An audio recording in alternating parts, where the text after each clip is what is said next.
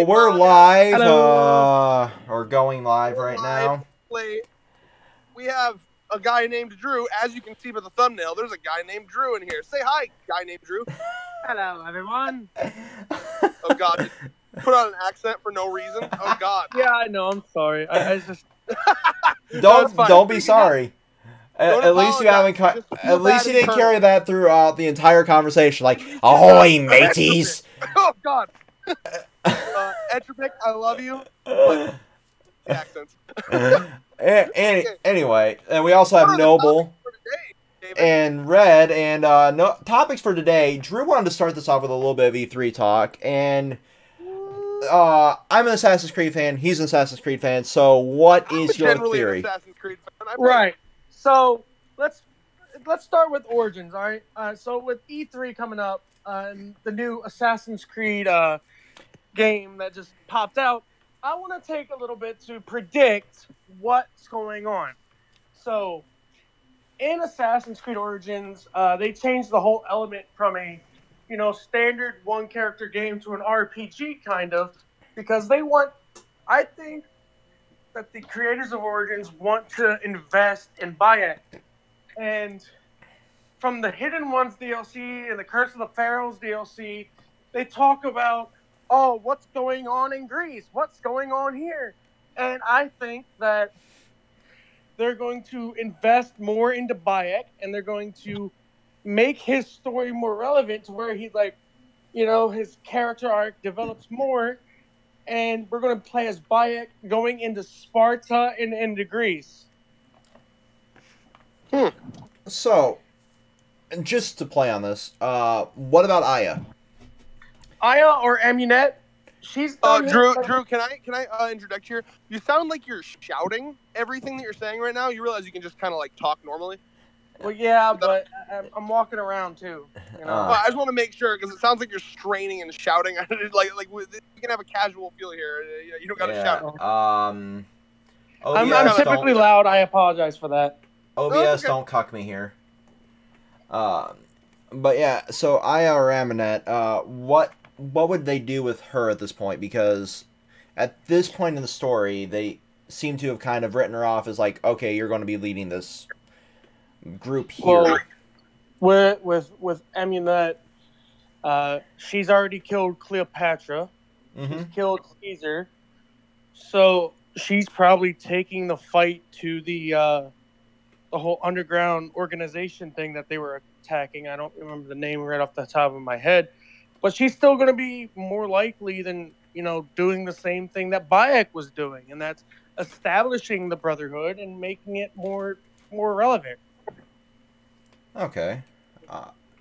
Because, Origins kind of takes place in this wonderful time period in the Assassin's Creed lore before Altair existed, essentially. This is something that I also... Sorry to cut you off, but this is something that I realized as well. If you go to play Assassin's Creed 2, and in the villa of Ezio's uncle in the bottom, you see the statue of Amunet with the other assassins there. But and throughout the games, you don't hear anything of Bayek. Nope. So what? Why do you if you had Amunet killing Caesar and Cleopatra, where was Bayek in all of this? They just totally redid their lore. Yep. That's the one thing out of everything that I loved about Origins I absolutely fucking despise. Because Assassin's Creed had always had this lore that throughout, every Animus event, every little side story, even in the Villa Auditore, to all of the wonderful, the PSP game, even the DS games, they all had established this world, but we had no mention of Bayek, but we had so much about Amunet being mentioned in both the Villa Auditore and now here in Origins, but we have a whole new character. So, if anything, I'd say Bayek dies somewhere in this story, and they've rewritten it to fit what they wanted to build with now the film universe, with the comic universe, and everything else. And here's another thing that I don't understand, and that is in Assassin's Creed 2, you go into the tomb of Amunet and you find her corpse there. But when you play Origins in modern day, you find her corpse in that cave. What happened? Did they move her body or something? I just, and this is just my theory, I'd assume that, like, Abstergo moved the body to try and fucking, find out some DNA sequence to fill their evil Templar means. But even in the modern day here, and this is something that I didn't notice originally until I was listening to an off-topic podcast. When you go in and play as Layla, the modern day protag, they had tied in the actual movie into that bit of lore, and that's what kind of started me feeling like, okay, they're rewriting everything to try and tie in together perfectly now that they become, an established franchise. They're too far in. They're too far in. Yep. Even if you think about it, that movie, the Assassin's Creed movie, was bust. So Yep. I don't think anything that movie has to stay as canon. Hi, Atrobic. I see you on the call. Hello.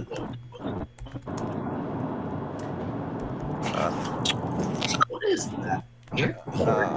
Hey, Red. I hear your reverb from your wonderful car ride home. What's it? Can you hear shit from my end? Yep, I can hear the wind. All right, I'm just gonna get out anyway because I'm gonna let this be the cringe podcast, and I'm gonna. What? What? So enjoy, guys. All right. But How bad, audacious of him. So what I missed while I was at work. as I was saying, so back to the prediction, we're gonna find out that Bayek's, at the end of Hidden Ones, or I think it was the end of Pharaohs, I don't remember which one, but you see Bayek come to terms with losing, his kid. He's like, I am no longer Bayek Asiwa, I am Bayek the Hidden One. Yep. Maybe that's why we don't see Bayek in the history, because he's a hidden one. He wanted to stay hidden. I mean, that's entirely possible. At this point, like we don't know a whole lot of what they plan to do at this point. And it's really one of those confusing things.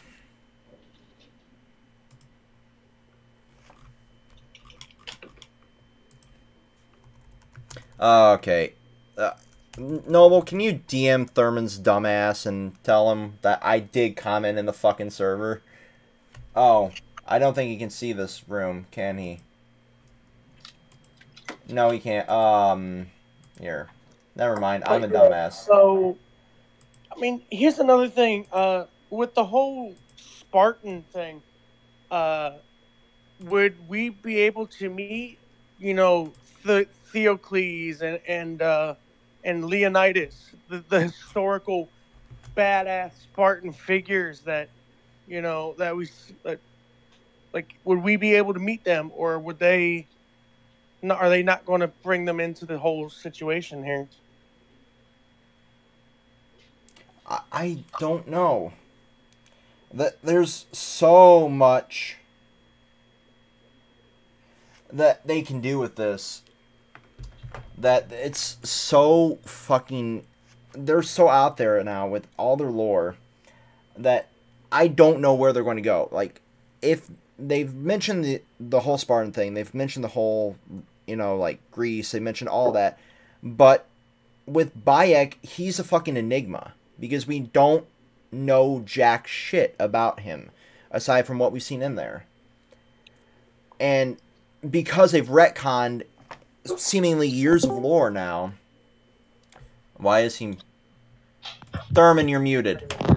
Follow me on this, though. What if they go back to the future? What? To re-retcon it. To correct it. What are you guys talking Speaking of retconning lore and stuff, this is a great segue here.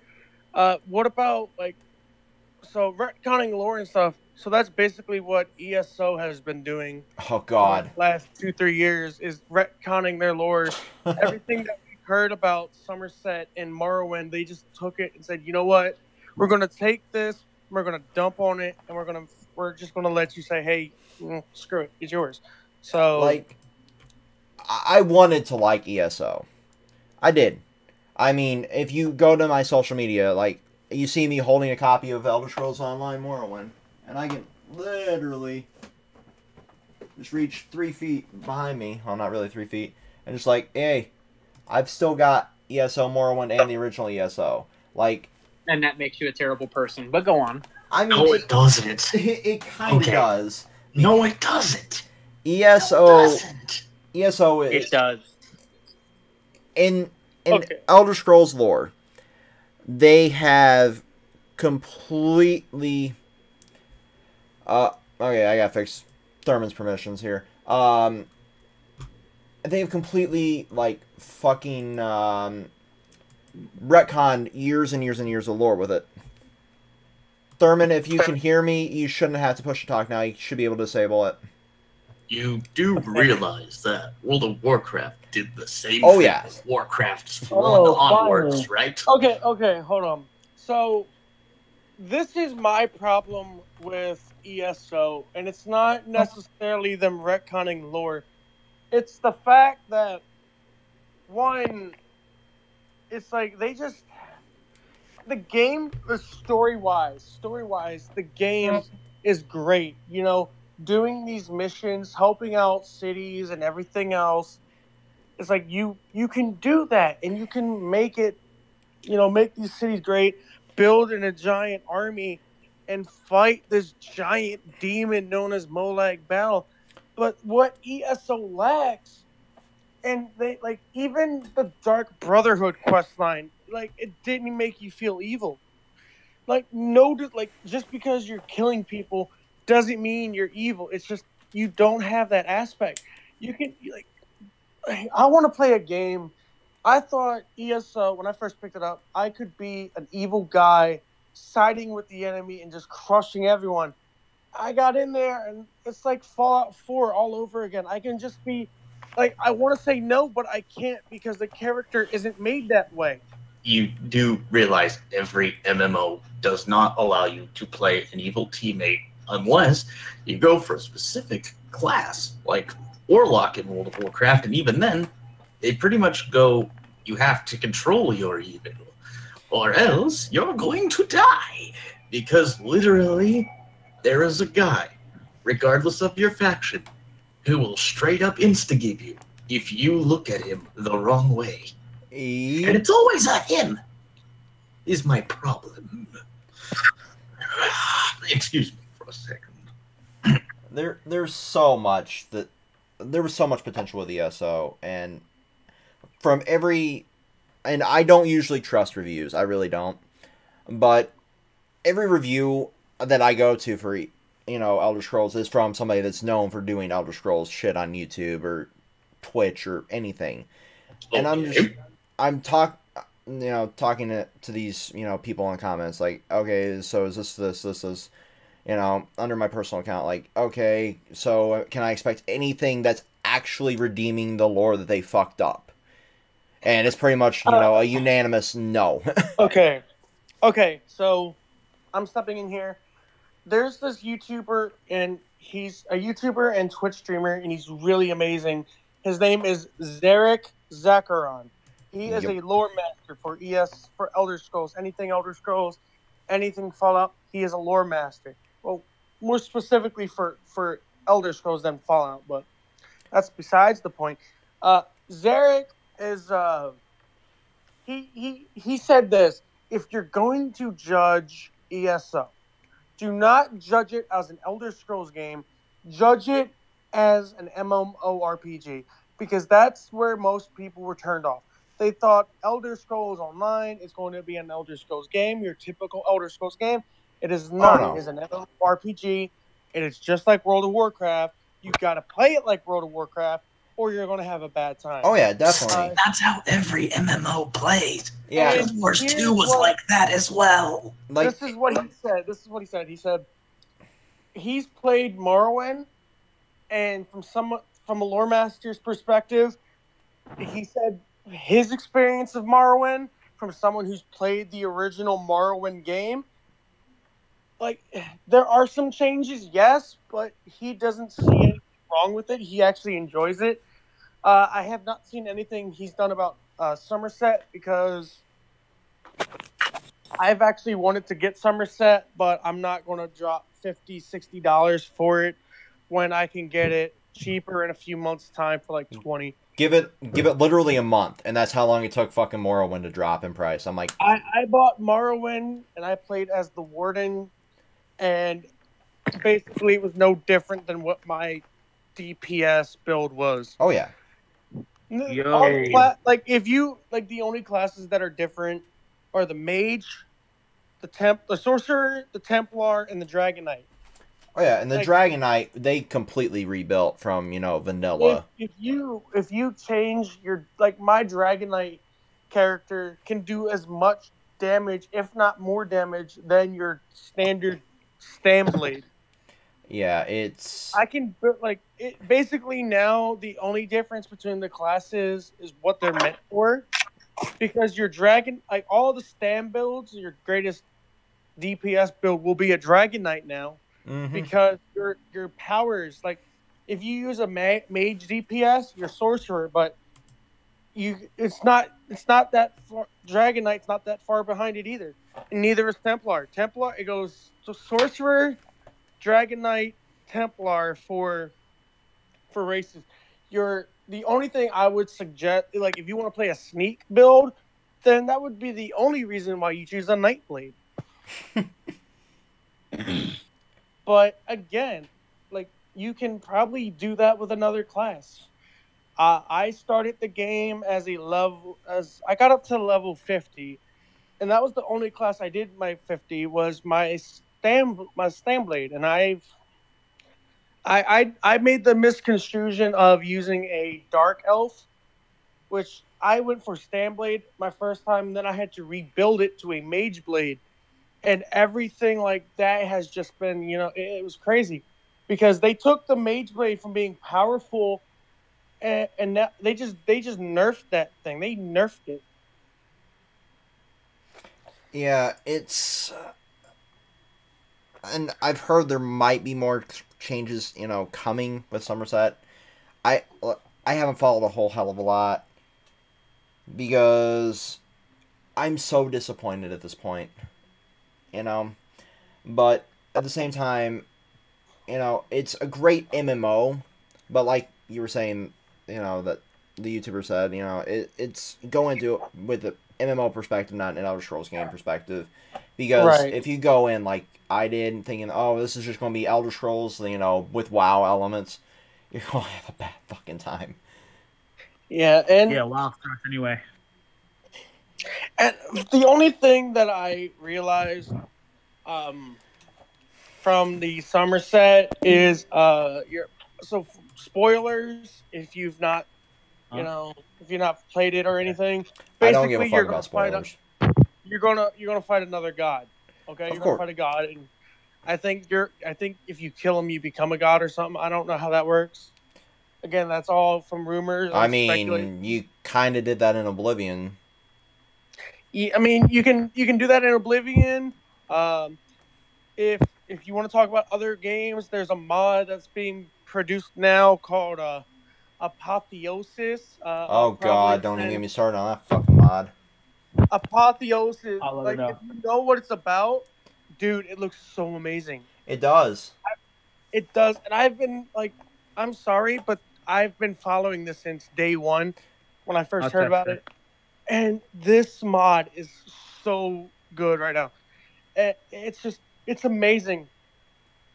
Like I would like that mod author has basically just made a whole game by himself. Oh yeah, and I gotta give props to them. I wrote on the page that he has at the webpage. I wrote, hey, I would shell out $60 for this because it's stunning, it's beautiful, Like, yeah, I mean, of course, I may have been exaggerating. It may be like a $40 mod, but I'd pay $60 for it. No doubt. I mean, you have no idea how much really goes into making a mod too. So it's insane when you actually look down and okay, you're reusing this asset, this asset, this asset, but you're making your own asset here, you're making your own asset here, you're making your own asset here, and it's so not to mention when you play test it, you look for bugs and oh yeah, and and other you gotta. stuff. Do I clip in this cell? Do I clip in this cell? Do I clip in this cell? Do I have to modify any of my parameters? Do I have to do any of this? Do I fall through the floor after taking a step through a door? Yeah, it's so in depth, and people are like, I'd never pay for that. You really, the What paid. people don't understand, what the majority of gamers don't understand is when you play with a mod, okay, when you play with a mod, you're getting it for free, and you want to nitpick on what, oh well, can you change this? Can you change that? If you want that, ask permission to use the mod to modify it to your own own pleasure.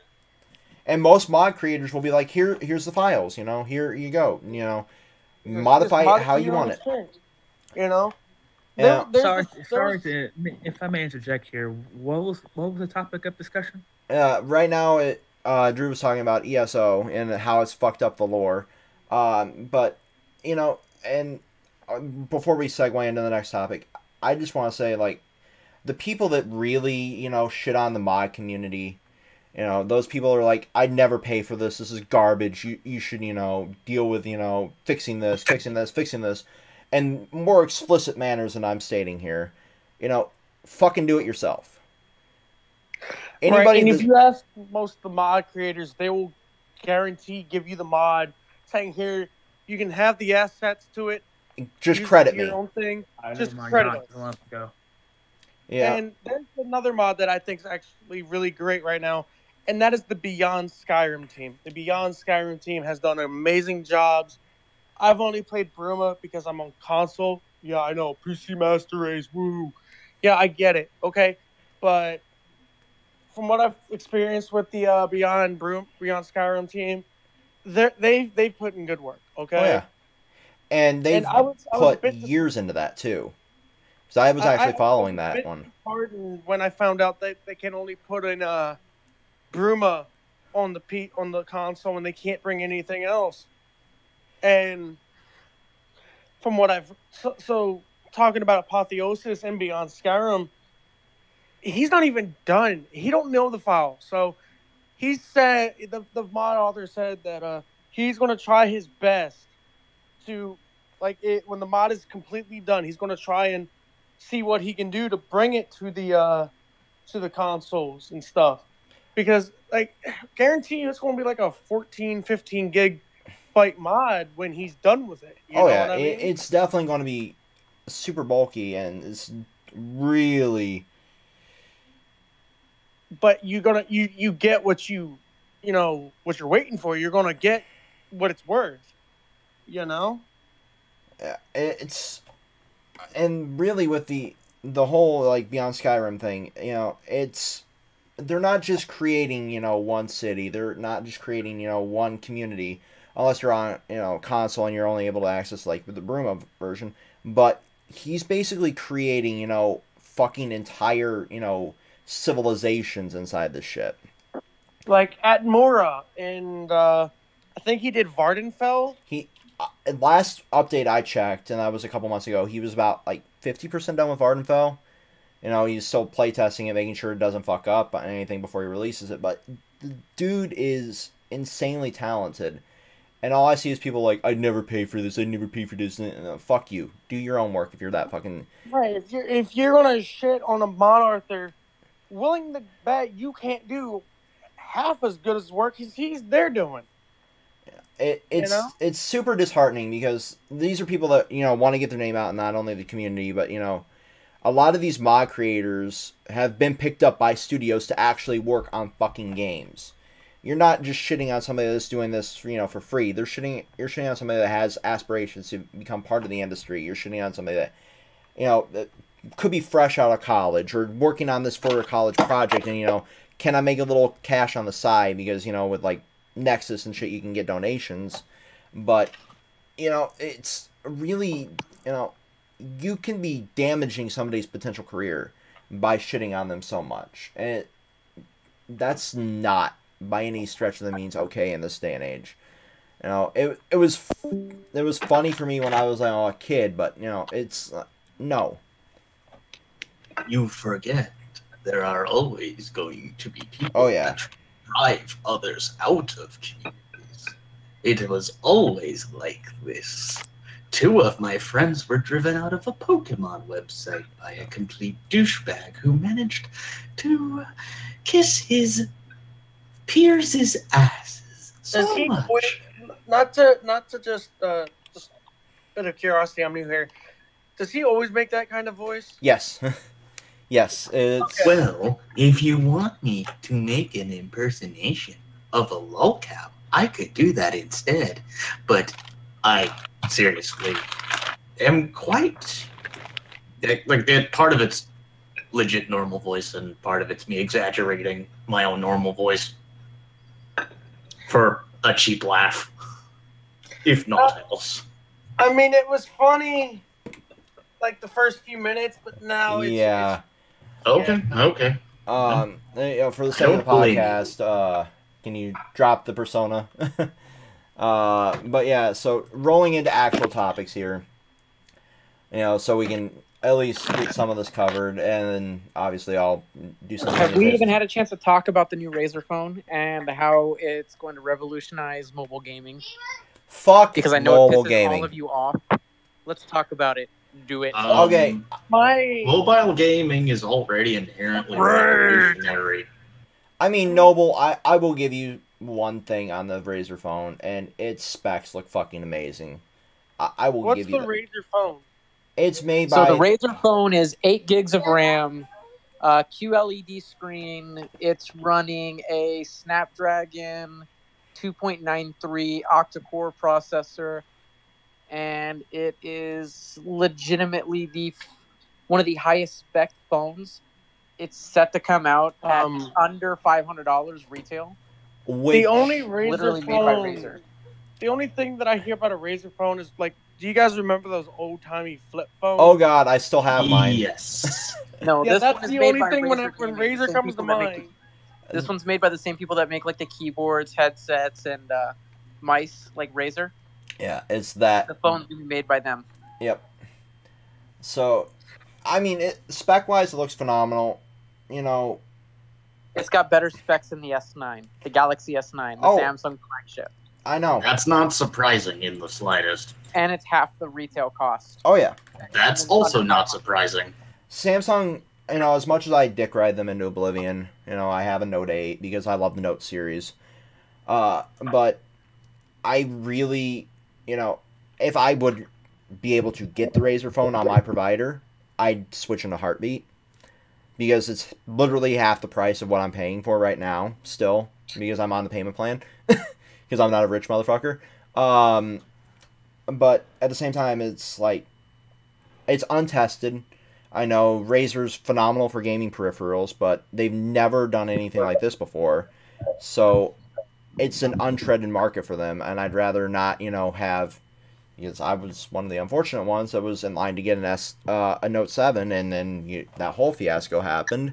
So failure happens to even those that are well established in this. So until I hear a lot about this phone, aside from its specs and how it's going to revolutionize mobile gaming and all that shit, I don't give 2 pints of piss about mobile gaming.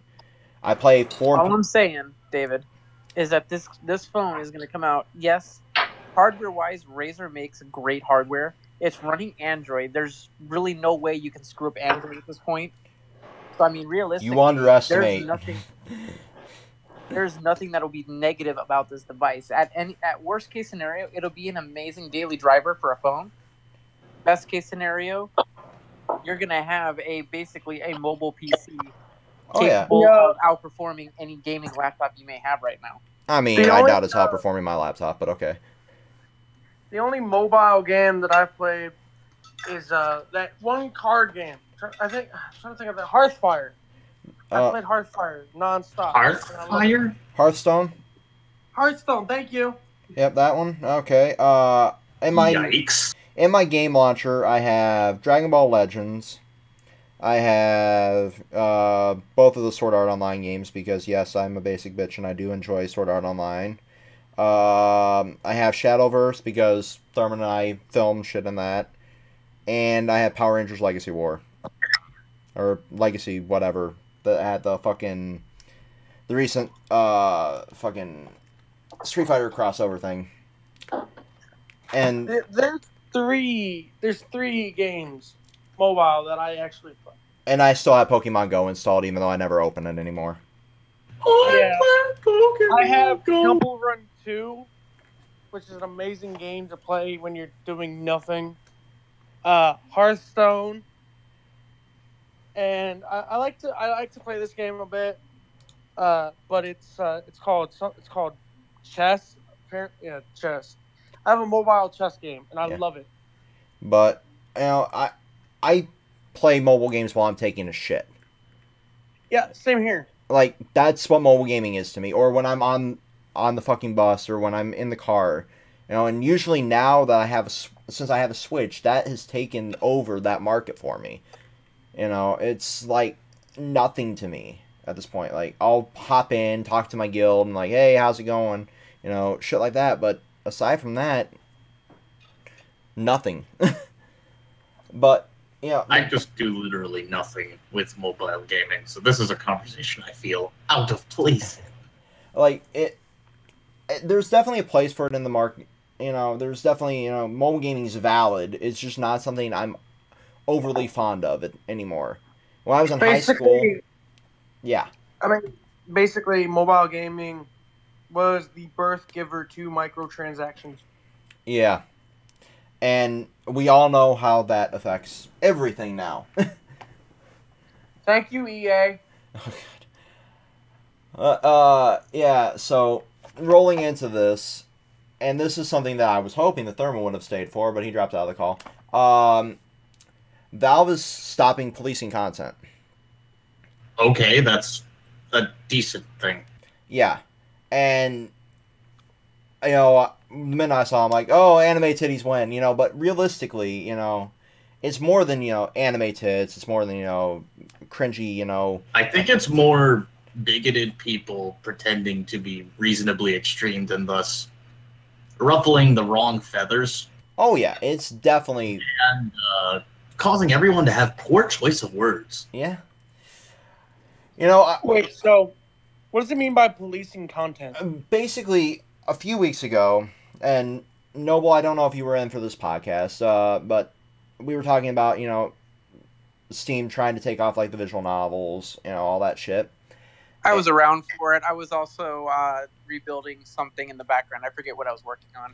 No, that was just glorified right-wingers complaining to Steam about a specific game, and then others followed suit, trying to get rid of specific... Yeah, no, it's already been on Twitter. Oh, I know. People don't exactly like that... They really basically don't like how reactionary Honey Dev got, etc., etc. Oh, it's yeah, and not worth going into at this point.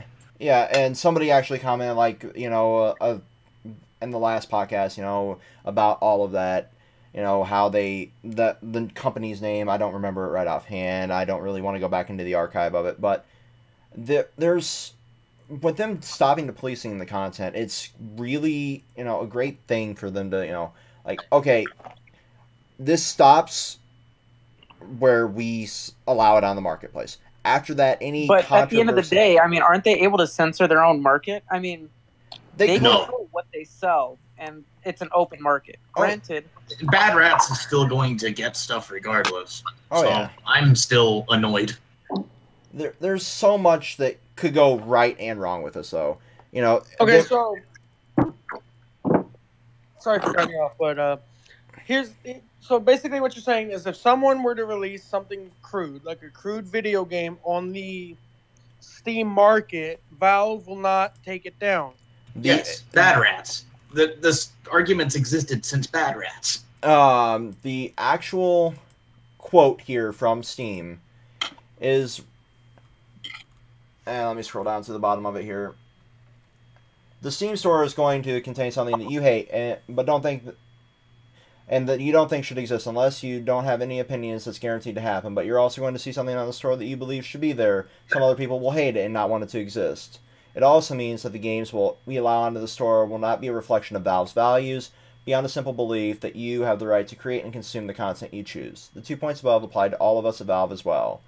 If you see something on Steam that you think should not exist, it's almost certain that someone at Valve is right there with you. To be explicit about that, if we allow your game onto the store, it doesn't mean we approve or agree with anything you're trying to say with it. If you're a developer of an offensive game, this isn't us siding with you against all the people you're offending. There will be people throughout the Steam community who hate your games and hope you fail to find an audience. There will be people here at Valve who feel exactly the same way. However, offending someone shouldn't take away your game's voice. We believe you should be able to express yourself like everyone else and to find others who want to play your game, but that's it. And Okay, that's actually pretty eloquent. I like it. That was a really Yes. good fucking response, by the way. On That was that. very, very professional too. Can anyone hear me? yeah, I hear you, Red. The only things that they will remove from the market, because Polygon reached out for further information, is straight up trolling and illegal content. And anime titties. that's no. No, there's no way they're taking anime titties off now. Did they? Okay, Did they reverse first the of anime all- titties decision? Okay, first of all, a right-wing bigot group was responsible for trying to take Honey Dev's thing down. That's basically the entire basis of the whatever they want to call it. I'm refusing to say it because, holy moly, I don't agree with that choice of words. Can I? Hmm. So can I summarize what's going on here? Yep. When you guys say right-wing conservatives, you mean the cheap packets, right? Basically, what I think Etrovic is referring to here is the extremists that are on the complete right. The It ones doesn't that, matter who was doing it. The point of the matter is it was happening, yeah. and it's I been mean, reversed. Moving Where are forward. the left people at?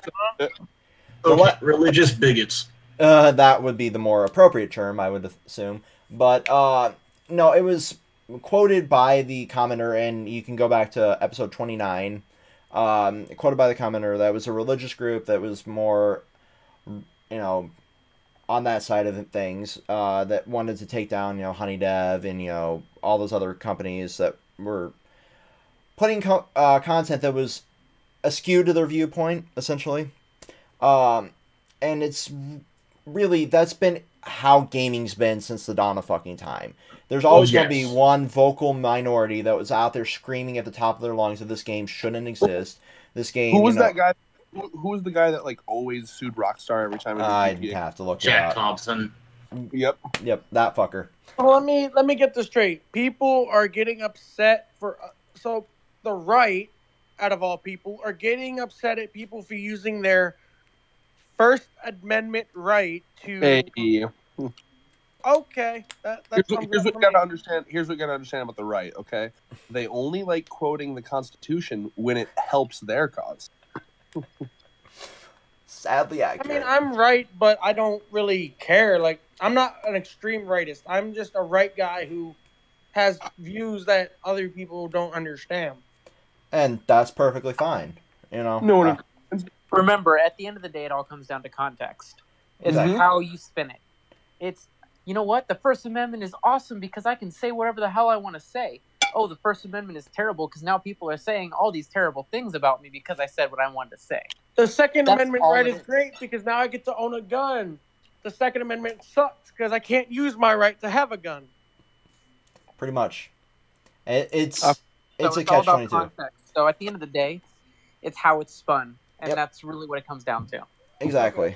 But yeah, so shout out to Valve for, fucking having a goddamn brain for once. It's more having a spine. They basically turned off their brain. In a sense, yeah. But we have a little bit of controversy here from fucking Rockstar. Oof. When What- aren't they controversial? I just What is it? What is it? I'm curious. So it's not so much controversy in their traditional sense, but it's controversy in the sense of and we talked about this, during the E3 predictions as well, Red. But I wanted to touch on this again. the Red Dead Redemption thing? Yeah, the Red Dead Redemption Collector's Edition. And this is becoming increasingly common in pretty much every fucking collector's edition now. And we saw this with Halo 5 Guardians most recently. Now we're seeing it with fucking Red Dead Redemption, a game I never thought I would see this. What exactly is wrong with what? I'm actually live editing it up, but Tell him. the actual controversy here is, I don't know if you bought the collector's edition of Halo 5, Drew, but No. inside the collector's edition of Halo 5, there was a bunch of swag, there was a steelbook, but there was no fucking physical copy of the game. You know, they gave you a digital code, but they gave you a steelbook for some reason. This time around, we have no copy of the game whatsoever in a $100 collector's edition. So it's more just like a loot box type thing of merch related to the game without the game itself. Exactly. Oh, you talking about the collector's box here in this picture here? Yep. Okay. See, this is what I don't get, all right? I don't get this. Can someone please explain it to me? But why would you shell out $100 to $150 more for some special edition of a game where most of these junk that you get from it, you're going to just keep up and let it collect dust? I mean, I really can't have a valid opinion on this because I'm surrounded by collector's edition statues throughout my room. But this is one that I would probably choose not to get because I'm not getting a copy of the fucking game. You know, and that's what really sickens me because Rockstar, you know, has always had great collector's editions. Great, you know, okay, this is like, okay, a blueprint of the blimp, for example, in the Grand Theft Auto 5. You had, you know, the fucking money bag. You know, I actually used that to carry my pistol around for the longest time until I got an actual, you know, fucking bag to carry it to and from the shooting range. Because I could, you know, have the clip somewhere else. I could have the pistol, you know, in the bag itself. So I could, you know, use it to transport it to and from the range. I had, you know, the Grand Theft Auto 4, they had, like, the stash box where I can, you know, keep, like, actual paperwork, you know. I had my birth certificate in it for the longest fucking time. Shit like that was, you know, usable. You know, we have this here that's all functional merchandise, but it still doesn't carry the game. And every other Rockstar, you know, collector's edition has always had the fucking game with it. So I don't know what kind of drugs the devs were taking when they were like, hey, you know, we need, you know, 3 collector's editions. We need, you know, that standard one with a little bit of pre-order bonus. We need that deluxe edition, you know, with a little bit of extra shit. And we need a big edition. And you know what? Just throw shit from the Rockstar warehouse in it and just like, you know, fuck putting the game in there. If they can drop $100 on this goddamn thing, they can drop another $60 for a fucking game. I mean, I kind of see the logic in that because, and I know I'm going to probably get flack from your comments. If you're really willing to pay $100 for a game with extra merch, exactly, then you must be having a lot of money. So from their part, it's like, yeah, let's let us do this. Let's tug the cat. And or do I mean, that's the glory of like pre-ordering too. You can pay off the game over time. You know, just because I'm surrounded by, you know, statues of fucking everything from Kratos to Aloy to, you know, fucking, you know, every Halo statue that's ever been put in a fucking collector's edition, doesn't mean I'm flush with cash. I'm actually quite the opposite. Spoiler alert, he's not. Yeah. You know, I was actually in the red till today. But, you know, it's literally, you know, I can go into, you know, whatever game store I'm pre-ordering this fucking game at. I can drop, you know, $5, $10, you know, every paycheck until I pay it off. You know, and, you know, pre-ordering's the devil, you know, fuck you. Like, well, at the end of the day, I mean, you're also picking and choosing which ones you actually want. Exactly. You're not sitting there and saying, oh, I want every pre-order with every statue imaginable. Exactly. If it's a game I'm just going to play, like, if it's a game I'm just going to play for fucking stream, like, look at Vampire, okay? Sure. Oh, you mean the game you have to mod in order for it to actually be playable? No. I mean, that's basically Skyrim in a nutshell. That also is true. I have the fucking Aladdin statue. Skyrim. Just a 411, and I'm sure everybody in Spoiler alert, Noble has never played Skyrim, and you should chastise him because it's on everything from your fucking TI-83 calculator to your fucking toaster at this point. Psst. I have not played Skyrim either. Well, Shane Metrovic as well. I mean, I've played it like one at a friend's house and one from Red, who doesn't play video games very often. When he does, it's a Nintendo title. So that's how I played it. I don't find it fun. You don't like fantasy. No, that's not true. Zelda is pure fantasy. You don't like real life, or is it? I'll tell you exactly why I don't like it. It's because it's the mechanics of it. I don't feel like I'm actually controlling the character. I feel like I'm like a puppeteer with strings control. It's like so stiff and robotic, and when you like hit something, it feels like your sword's gliding over the thing, and it's not even like hitting it. It's the weirdest fucking game feel I've ever felt. It's the same thing I felt when I fucking played. Was it Oblivion, the one before it? Okay, so hold on. So what you're saying is when you're playing the game, you don't feel like the RPG element of the game. Oh, that's why I don't like RPGs. All right, moving on. Yeah, they're all the most like Fallouts and Bethesda's. Most of the games I mean, RPGs. Bethesda itself, and I'm going to get hate for this comment as well. Bethesda itself, while I love pretty much everything they do, they have some wonky engines, and pretty much everything they've done, I do agree with Red there a bit. You kind of feel like the puppeteer, but as somebody that plays RPGs religiously, that doesn't bother me at all. I don't know. I think it works a bit better with Fallout for some reason. I think that the Pip-Boy thing is pretty cool. And that there, the way they utilize, fucking gestures and that, it's a lot better. But anything where you're holding a sword, and even in Fallout, if you're holding like the shish kebab, you still see that wonky like.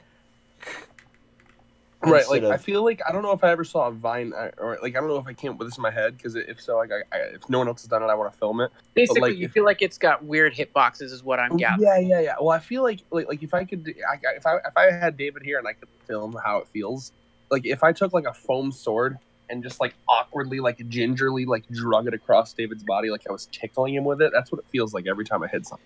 Hey, so you guys said something about hitboxes, right? Mm-hmm. Well, apparently in Skyrim, it's possible to actually get on to jump on I think it's a firefly or whatever it is. Oh my god! You can just ride it for like a brief moment because its hitbox is like it's there. That's so pretty you can amazing. jump on top and you can. Its hitbox is 3 times the size of the actual firefly. I mean, I'm not going to deny that. Like, I mean, it's a well-made game. It's got a lot of details in it. I like the lore of it, but like, I don't know. I just game feel to me is important, and what game feel is like a lot goes into it more than you think. Like when you hit an enemy. The same way I feel about Smash Brothers and the hitbox is there. When you hit an enemy, like the way your controller vibrates, the way the screen shakes, the effects, everything. Things that go into that to make it satisfying to hit. Like a very simple example is in Legend of Zelda, they usually have like a little ding noise if you hit someone in like their weak spot, and it's just like something that makes it feel satisfying it's those little things that make if you hit somebody in their sweet spot on fucking Skyrim, you're either lopping off a limb or you're lopping off a head. Right. I guess it's hard to explain, but like I get what you mean. There are things that just make it feel more natural and better and fun to play. Speaking of making things natural and better, and like Fallout and like other games like that, the only game that I can think that would actually make a lot more sense is Fallout 4. There's a mod, and I praise this man a lot. Erez. He created a mod called Immersive Gameplay, and that mod is fucking beautiful. It basically overhauls the whole game, makes things extremely harder, and makes it more realistic. Oh yeah. And any of those immersive gameplay mods, from Fallout 4 to like New Vegas to all of that, they've put so much work into, like you said, completely overhauling the entirety of the game. It's basically rewriting, almost every line of fucking code, it feels like. Like, like you were talking earlier before we started filming, like the Rad Roach, like almost one-shotting you, early on, shit like that. Especially when you're doing a hardcore survival mode Mm-hmm. with immersive gameplay. If you don't have power armor, you're fucked. Oh yeah, and in 4 especially, like if you don't have power armor, and especially like the cores, you're fucked even further. Like if you're trying to maneuver anything, you can't really without the fucking power armor core. They're Wait, just like, so Fallout punishes trying to be skilled at tech that doesn't involve sponging damage? yep. I'm sorry. I just... No, actually, no. At what point... I'm sorry, I'm just thinking... At what point is this intuitive game design punishing you for not doing the intended path? Like, we're talking about mods here, man. It's a mod. Yeah, okay, that explains the unintuitiveness. Okay. Bad in like the vanilla version, immersive gameplay makes it harder. Yeah. Right. Okay. I'm just thinking so basically what I told David is I played immersive gameplay on hardcore, and I kept getting one shot in the vault because of rad roaches. And like if you did not have your XO1 fully upgraded power armor with like 400 fusion cores and whatever, you were going to be screwed because like they'd kill you with just one shot, dude. And it's like think Dark Souls and Fallout had a baby, it'd be that. And that's a terrifying baby, by the way. It is. Especially when Dark Souls is involved. In Dark Souls? Like immersive gameplay on survival difficulty of Fallout 4, it's basically like Dark Souls times like 100. And is everything measured to Dark Souls again? Like everything's measured to Dark Souls in terms like I don't think so. Yeah. In terms of like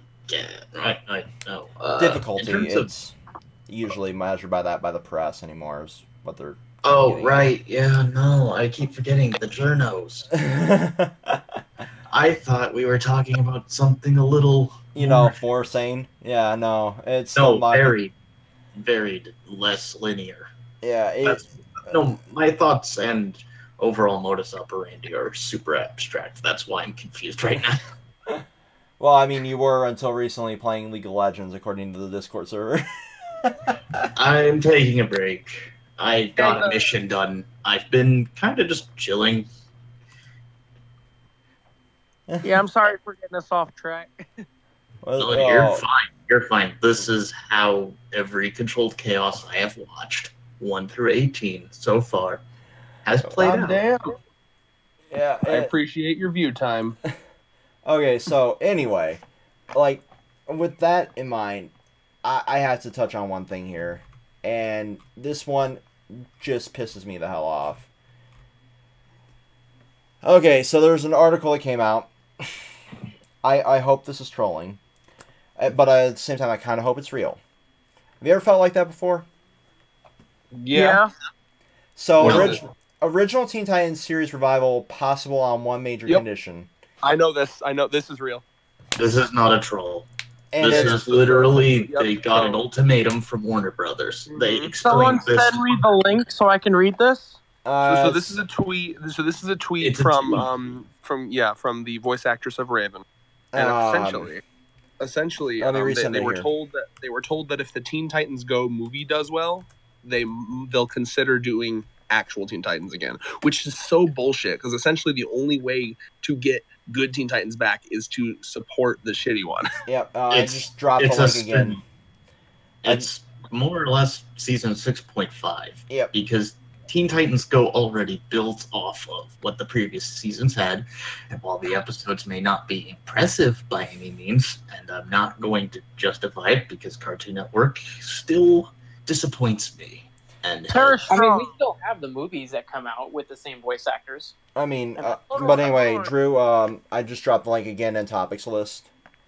Tara Strong, did she play like Timmy Turner or something? Yeah, she played a variety. Yeah, she's like different characters. bloom of like female character or little boys and female characters. Like, if it's from your youth, and it was either Timmy Turner, Bubbles from Powerpuff Girls, anywhere from like age 8 Yeah. to 12 male or anything young female. a bunch of Harley Quinns, I think. The only the from my air quotes childhood, which I will just say a couple baby dragons from Spyro Enter the Dragonfly. Mm-hmm. Yes. From maybe I'm just thinking here, extrapolating. I don't consider any of the Western Cartoon Channel part of my childhood. She probably voiced something on PBS. Probably. I wouldn't doubt it. I wouldn't either. Like, her fucking resume is beyond 90% of voice actors anymore. It's ridiculous. I'm impressed by it. Oh, fun. But either way, wait, what's fun? What's going on, David? My anime list is actually dropping a functional app. People have already done tweets of Day X without my anime list. I forgot everything I knew from my anime list, and I'm just going. Holla at me when you're at day 100 of my anime list, because I just made an account for the hell of it and have not touched it since. Well, okay, either way. I still use it I would like to discuss this Teen Titans, guys. Yeah. Thoughts on them? So, Okay. you know my thoughts on Teen Titans Go, Red. No, and not your thoughts on Teen Titans Go. Your thoughts on the fact that essentially they're giving us that's blackmailing. It's essentially the biggest middle finger on the fucking planet at this point. Like, Go see the shitty Teen Titans Go movie. Nobody wants to see this unless they're a 3-year-old or a very angsty. Don't make those kind of generalizations. People have actually been impressed by the Teen Titans Go movie trailer enough that they would probably go to see it, and these are functional adults. I mean, is this still as bad as the Thundercats Go? No. And also, we don't have much room to judge on that, really. The thing about most people is that they jump to conclusions by just... I'm beyond fed up with CalArts bullshit at this point. I want to see actual skill in the drawing and the fucking animation and, passion put back into it instead of them reusing, like, oh, I got meme of the week humor, and then I've got the wonderful, what can I market? Before they pull it off, if they pull it off, in Cartoon Network. If they pull it off, fantastic. But at this point, all I have to judge it off of is one dude who got super salty when he had any criticism whatsoever on Twitter. Okay, that is fair. But they have like a 30-second clip plus an intro. Trust me, I'm skeptical of anything Cartoon Network does, and I still gave Steven Universe and Amazing World of Gumball a chance, and they're not as god-awful as I first thought they would be. And this is coming from somebody who hates pretty much any other Cartoon Network thing ever. Oh, yeah. And even I dropped Steven Universe and Gumball because I'm not going to watch a channel for one, maybe 2 shows tops, because I tried to give Cartoon Network a chance with Adult Swim back when the Venture Brothers was a thing, more of a thing than it is now. So basically, I've already given that channel too many chances. Oh, yeah. Okay, I'm waiting you said you watched the World of Gumball, right? Yes. What kind of drugs were they doing when they made that show? Because that show is weird. It's literally the exact sort of humor that the core audience of Cartoon Network fans would enjoy. I thought that is literally what I see. I mean, okay, it's not terrible. It's not fantastic. But it's certainly leagues better than 99% of the shit that's on fucking Cartoon Network now. But anyway. And even before, I'm going to just throw darts and scimitars at the wall. I mean, there's been great, cartoons from every generation of fucking Cartoon Network. I mean, we had Adventure Time, we had Regular Show, We had stuff like that. We have Steven Universe now, which is, phenomenal for people that fit into that fandom and art. Let's bring back the OG cartoons like Dexter's Lab. Oh yeah, and then we had those, If they tried to do that, Dexter's Lab ran itself to the ground even before it ended. Yeah. This cat was sick before I even got here. Like, it kind of, near the end started becoming, repetitive, just like any Adventure of the Week cartoon. And that's kind of what Teen Titans Go has run into. And then them forcing us to, watch the movie. It's just like, I'll buy a ticket. I'm not sitting in the fucking theater. You probably wouldn't miss out on much. I mean, it's why I have learned to just ignore it at this point, because despite Cartoon Network's constant blunders made from the 90s onwards, some of those accidents may have been happy for some people. Oh yeah. Don't worry, man. I was an accident too. Movies. Like, it's... A what? What was that, Noble?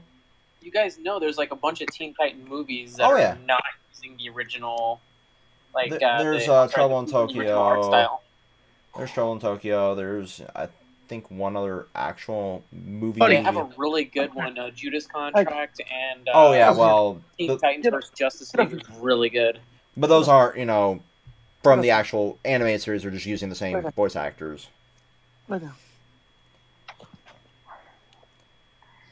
But it's just like, it's one of those things that I'm used to by Cartoon Network shady practices at this point. And Warner Brothers is like, yeah, we got a Bout of the Overlords. If you want to get a new one on this, we gotta sell tickets to this movie. I'm not happy. I'm not shocked. I'm just disappointed. But anyway, like, we have also on here, we've already kind of touched on Assassin's Creed Odyssey, because I had that here. Okay, Noble. Okay, so what did I miss? Because I feel like I missed a lot. And I kind of foresaw, oh, wait, they're doing it on Thursdays now? Yeah. So, here's the thing with that. I'm just going to be completely transparent with the audience at this point. If you made it to this portion of the podcast, yes, we filmed this at 11 p.m. my time, all the way to like 12:30 now. We're all very tired. A few of us are, extremely drunk, and it's been a very, very long and counterproductive week for a lot of us. I've been dealing with, a lot of personal shit. I know Red's been focused on work. We wanted to actually get this out at what? I feel like that was a mistake. Mostly because of you guys are extremely sussed off your rockers. Yeah. But that's more of a, well, you could have probably waited. Yeah, well, that was one thing that we were... Better. That's one thing that, Red was actually recommending is, like, we actually... Oh, wow. Hey, I'm here. Yeah, we actually could have, postponed. You were saying we could have postponed this till tomorrow. It's not that big a deal, but at this point, we've been doing them on Thursdays for, 3-4 episodes now, Red? Wow, is it getting bad? What happened? No, it's not getting bad. Just like Etribic asked, why are we doing it on Thursday? I was commenting from my absence. We were doing it on a Thursday because more people had the day off and shit. Okay. But then I got a full-time job, and now I work second shift full-time job. So it's guys. Yeah, I'm agreeing with Red here. You should probably just scrap this and try again later. Oh well, it's not. Definitely not getting scrapped because there's a lot of good conversation before you got in here and as well. Fine. By the way, here's the best part about podcasts. They're meant to be off the cuff. Yeah. So if one sucks, that's par for the course. I was even gonna jokingly tell David we should name this one the either I'm sorry or the quote you can skip this one podcast.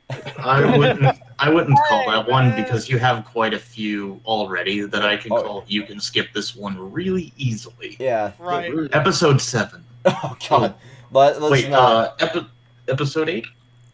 This is 7-8. There's already a few. There's already a few that went really, really bad, and that's why a couple. I apologize. That's why a couple people haven't come back. It's Can just. Yeah. When did I come into this thing again and start correcting things? Wasn't it like episode 18 or 19 at that point? Yeah, it was something like that. I can actually look because you were, I think, prominently in the thumbnail. I am going to go now, Alrighty. and you can, since you planned on making the Azazel's Den with featuring Delta Marlfox, you can tinker around with as much of my dialogue as you want. Oh, okay. I've still got the birthday stream, on my hard drive as well, so I can utilize part of that as. But yeah, it's that's why we changed to Thursdays, and we might go to another day at this point. We don't really know. What I want it to be is I want it to be more of like I don't want it to feel forced. I feel like a lot of times it's like, Oh yeah. I don't know, it's so scrambly, and then it's like, I want it to feel like chilling, enjoying, and having good conversations. I don't know. Yeah.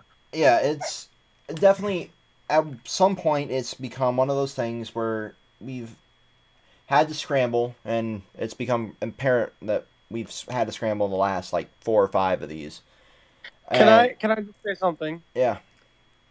Okay, so basically this is the first podcast I've done with you guys, and I've done other podcasts with other groups of people.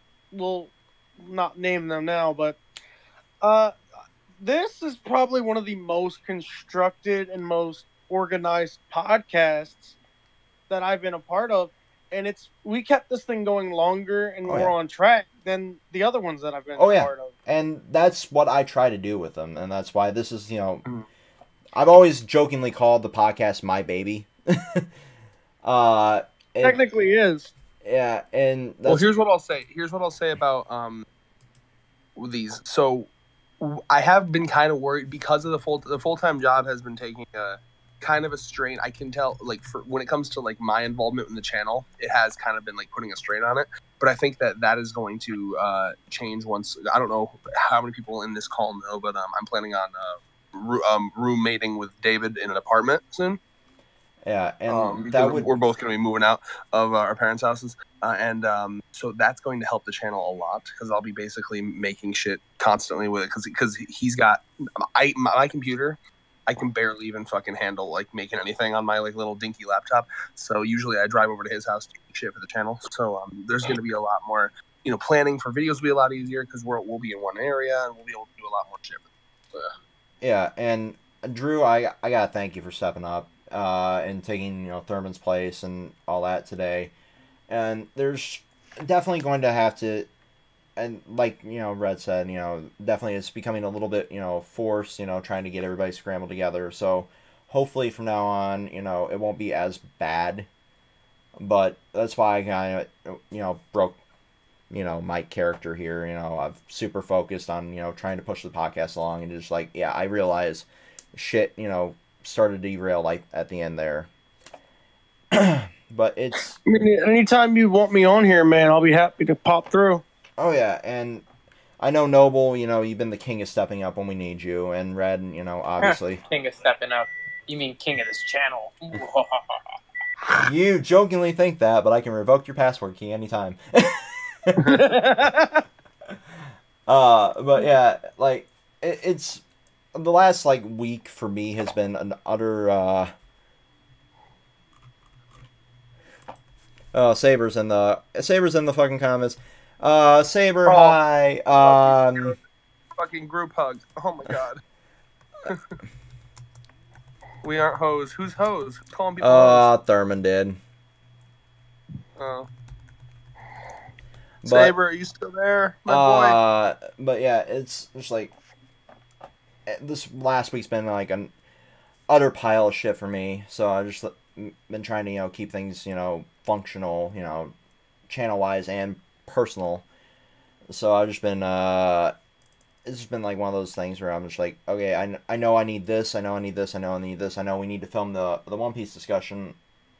I know we actually need to when the Promised Neverland comes out, film that, the Dr. Stone discussion if it comes out tonight.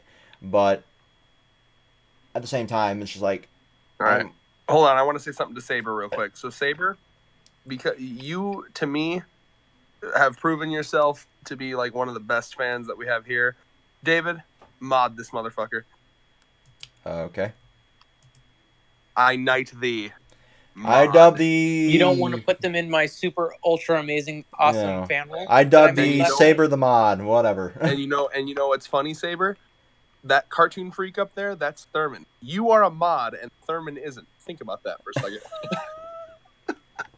Are we just gonna keep this running joke going of like Thurman will is never be a always mod. less, less high up on the fucking channel than everybody else? Oh, Saber, we love you so much, man. Like you make us feel like we're not wasting our lives with this shit, man. I love it. So it's like I was saying, I know we. I'm like drunk time right now. Like I love you, man. It's been, like I said, it's been one of those weeks where, I'm just focusing on running an autopilot. This needs to be done, this needs to be done, this needs to be done. And that segues a little bit into the topic of, the stress of the YouTubers that we actually have. And I actually got into a little mini debate with one of my former instructors. Like, he couldn't understand the whole necessity of, having to figure out the algorithm. Aw, thank you, Saber. I know, I awed at that too. Love you, they say. I needed that, like, straight up. Like, this week's been hard. Right?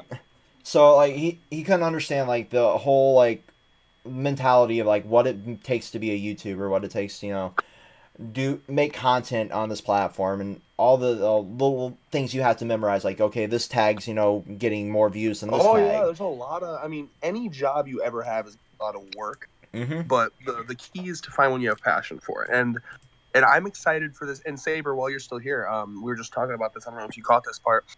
David and I are actually about to move into an apartment together. And once that happens, which is, no more than a month, the channel should have a huge burst in like content, because I'll be able to, I do my best editing when I'm with David. He has a really good computer that I edit on and stuff. So we'll be together. We'll have ideas constantly flowing. It should be really good for the channel. It pretty much allows me to go back to being the CEO again. Yeah. And so, Hey, also, there's Drew. Noble, In the Noble, comments. whenever Noble is, gets it ready, we're trying to do a D&D thing. Noble. I'm right here. I hear you. Yeah, I know. I just wanted to say Noble. And Love you Saber too, buddy. can't wait. Saber can't wait. See? Yeah. Now you got someone. It's definitely, arguing back and forth with my instructor, I was kind of like, okay, I can see where he's coming from, because he's from my professional field of, like, IT, and, everything, has its own policy, its own, this is what I need to do for this is what I need to do for this is what I need to do for this, and that's just like any job, and I'm like, okay, think of it in, like, IT perspective, you have to memorize the code, the algorithm, you have to memorize all of this, what all you have to know, the tags, all that shit that goes into it. It might not seem like it's a lot of stress to somebody that's used to dealing with, like, multi-million-dollar servers on the daily, but it's a lot of stress to those of us who have to, sit down and, like, okay, my videos didn't get, as many views this week. What did I do wrong? What's changed in the algorithm? What's changed in, this setting? What's changed here? Is the Promised Neverland not trending? Or is the Dr. Stone, not trending as much? Do I need to modify the feel of my Honestly, content? though, what I will say is, I wouldn't trade it for any other job. Like, if I could have it, like, the stress. Yeah. This here is so much easier than my daily job, but at the same time, but it's not even about it being easier to me. No. Like, there's a lot of work involved. To me, it's rewarding. It's rewarding, and I love. It's definitely rewarding, and it's definitely a different feel. I get before. Go ahead. I get sick of sitting in front of a fucking computer screen looking at code all day. I enjoy sitting here making content more than I do, I gotta fucking type out 9 million lines of code and fucking, redo everything. David, while I finish making dinner, you should tell them about just how ridiculous my job is, because you already heard the horror stories. Before today. you do that, can I finish what I was saying about the channel? Yeah, it's definitely... So, like, can you hear me? Yeah, it's like I was saying, before you finish there, Red, like I was saying, it was definitely, like you said, a more rewarding experience, because we get to interact with, actual people. I'm not just sitting there droning in and droning out to, like, the same 3 people in my department, this is what we have to do today. This is, what I have code-wise. This is what I have, I have to repair this machine here that's some idiot fucked up, you know, because they don't have the qualifications to touch it, but somehow somebody let them touch it, you know. Mm-hmm. So, what I wanted to say, something that I found really surprising that I did not expect at all was that even before we had views or any vocal fans, it was still rewarding. Like, just putting out videos, putting out content, making shit, somehow, even when it wasn't getting views, it was like, I just enjoyed doing it. I enjoyed having like that schedule of like, okay, I gotta make a thing, because I felt like I was expressing myself and actually like doing something constructive with my time, you know. Mm-hmm. And now that there's actually, you know, once again, daily shout outs to Teshu, Saber Nightmare, Flamestar Phoenix, like now that we have vocal fans, I could not be happier. Every time I see them say like, oh, how much they enjoyed something we made, it warms my heart. And I was talking to Teshu in the Discord earlier. You know, she was talking about how she quite enjoyed the new series we did, the Know My Things Better. So we'll be doing more of that. Saber, if you're still listening, always feel free to either DM us or just talk in the ragtag group of fucktards about like anything you want. Even if I'm invisible on there, my inbox is always open. Yeah. Like, I always want suggestions, like what kind of videos you guys want to see, what kind of content do you want to see. We're always open to ideas, always open to making new shit. We definitely will be returning to the Chaos battles. That's kind of been on a bit of hiatus because we got a little burnt out on those, but we will be bringing those back for sure. We might just move them to monthly so we don't get burnt out as easily. But what we would do is we'd have Chaos Battle monthly, and then in the other, like, off week, we'd have something else, either Know My Things Better, but something else well edited for sure. So, yeah, I would love to hear suggestions from everyone that wants to give them. And but thank you so much for everyone that's vocal and all the vocal fans. And also, if you're viewing this archive, you know, feel free to join our Discord server, and you can interact with us, you know, perfectly, because no matter if they enabled the DMs on the channel, from what Dragon King, one of our contributors actually stated, they're removing them as well. So even though we got access to them once we hit 100 subscribers, they're not going to be there much longer. So wait, what happened? When we hit 100 subs, we got access to the YouTube DMs on desktop. But Dragon was saying that they're removing that feature, so I don't know if there's any... No one, I didn't even know that was a thing. I didn't until we hit 100 subs, and then Dragon just messaged like... that's not too big of a loss. I was yeah. worried something more, yeah. Yeah. But, no, what I will say is, let's see, whenever I have one, I will give you my suggestion. Awesome. Sounds awesome. Saber, thank you. I'm looking forward to that.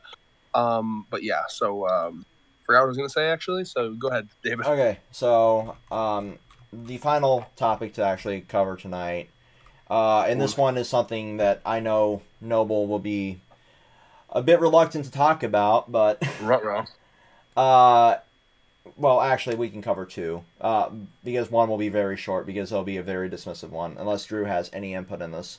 The Atari VCS system, the new Atari that's being made, that's up on Indiegogo. Is that like officially a real thing? Yes, it is officially a real thing.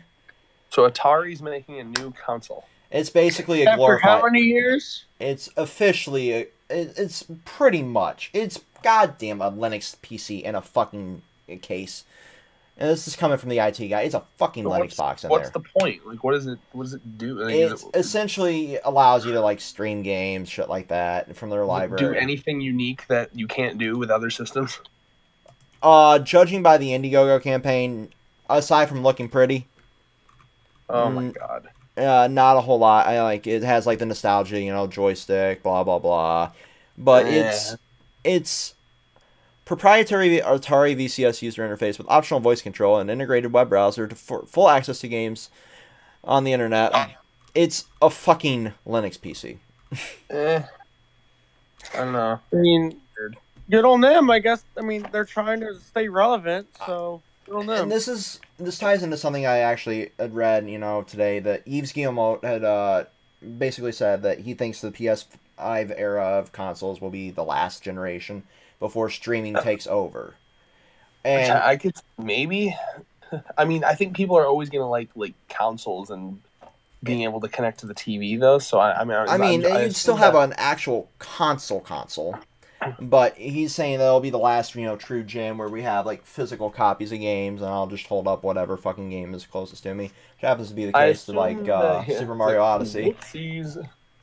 I was hoping it was going to be some sort of embarrassing game. Like, No. I'll just find the game. Oops, it's fucking. And I couldn't think of like an embarrassing game. Oh, I can reach over here and grab an embarrassing one. Oh, look at this No Man's Sky. What's that? Hey man, a lot of people fall. Yeah, I mean, I just threw it on my bed. I didn't actually throw it and break it or anything. It's just like, I will eventually finish that goddamn game to see if I'm in the credits. Now that the fucking updates all happened, I'm still interested if it's good now. Well, you know what, Red? I can make you suffer through it. How about that? I'll fucking try it. I mean, now that it's been updated many times, it can't be like as bad. You say that, but I doubt that. Maybe. It just left a sour Hold taste my in my beer. mouth. Let's see if we can make this bad. What? But it's if we were going to go straight streaming for games, I really, as an IT professional, would have to assume that they would have to upgrade, the internet services, because there's still people, even here in GR that are still sitting on like 20 meg, which is not even qualified to really play PS Now. So, like, if we want to actually... Oh, well, Saber says they would love to watch Red suffer through No Man's Sky, so that'll be featured on my Twitch. Okay, yeah, if you want that, legitimately, because, like, occasionally we stream on David's Twitch. The last couple times I've been playing Ape Escape 2, because that's a nostalgic game for me. I played that as a very, very young child. So yeah. Whenever that happens, you know what? We will know Saber. If we do that, I'll drop a link to my Twitch here and the Discord. What we will do is that was like, God damn it! Can I please finish my fucking sentence? What we will do, Saber, is we will absolutely tag you if we do that shit. We will tag you in the Discord, so you know. And link to my Twitch is in Ragtag. David, write that shit down. That's a fan request. We have to do that. All right. I will straight up do that.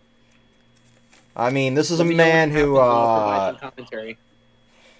This is a man who drank hot sauce for the 20th podcast. Yeah, dude. What was it, 20th? Yeah, I believe so. Yeah. If you want to watch the hot sauce drinking game, go to the archive of our 20th podcast where I downed shots of hot sauce. I just drank alcohol. Disgusting. And David just downed shots of actual alcohol and got drunk. So I mean, leave it to David. Yeah, I mean that's my one thing. That's his one thing. That's his entire defining personality trope. Obviously, that's all. I mean, it's been a running joke in the chat for how long? I mean, you can't blame them. Pans over to your fucking. I have a mini bar. Yeah. Don't actually, goddamn it! If you're gonna break shit by panning over to it. No, I'm not panning over to it. I was writing down the No Man's Sky stream, but like, I could see that being a thing in the end, but it's going to be years away at this point because we don't have the network architecture to actually do anything like that currently without it being a complete shitstorm of people complaining, and they already do that enough. What are we talking about? If they went straight streaming, like they, because like I segued from the fucking Atari being a streaming based console to like Yves Guillemot's comment. Right. But if we were to do that, it would be years down the road, and it would be great if we could do that. But there's always going to be people like me that love, the smell of a physical case. Smell. Basically, what you're trying to say is when and if it does come, it'll be. It'll be what? You cut off. Oh, Nailable, you're doing that weird audio thing where like we can barely hear I you. am Darth Vader. It'll be what? It'll be a niche thing. It'll be a tiny, small market for it Oh, when yeah. it does come. And at that time, I think PC gaming will overrule the market. If they go from consoles to straight streaming, I think PC will just take over. That's not me being PC Master Race. No, that's me being logical here. Because it would be so much more cost effective for people to just like, I could upgrade my internet and pay Comcast, depending on the net neutrality outcome. $900 for my fucking internet, or I shall wake up in the morning and sniff those cases. Speaking of waking up in the morning, I gotta get up at 7, so I will see you all later. Alrighty, It's Drew. been a blasting night, and I will talk to you all later. Talk to you later, man. We're almost done here. Peace. Wake up. Saber says, wake up in the morning. I mean, and sniff those cases. it's not hard when you have the sleep schedule of somebody that's on death row. No. I'm literally up to like fucking noon, and then I go to bed, and then wake up at like 5 p.m. anymore. No, but when you said that smelling the cases, I like, obviously I'm not watching the stream, but I imagine you like straight up like cocaine style sniffing the case. Like,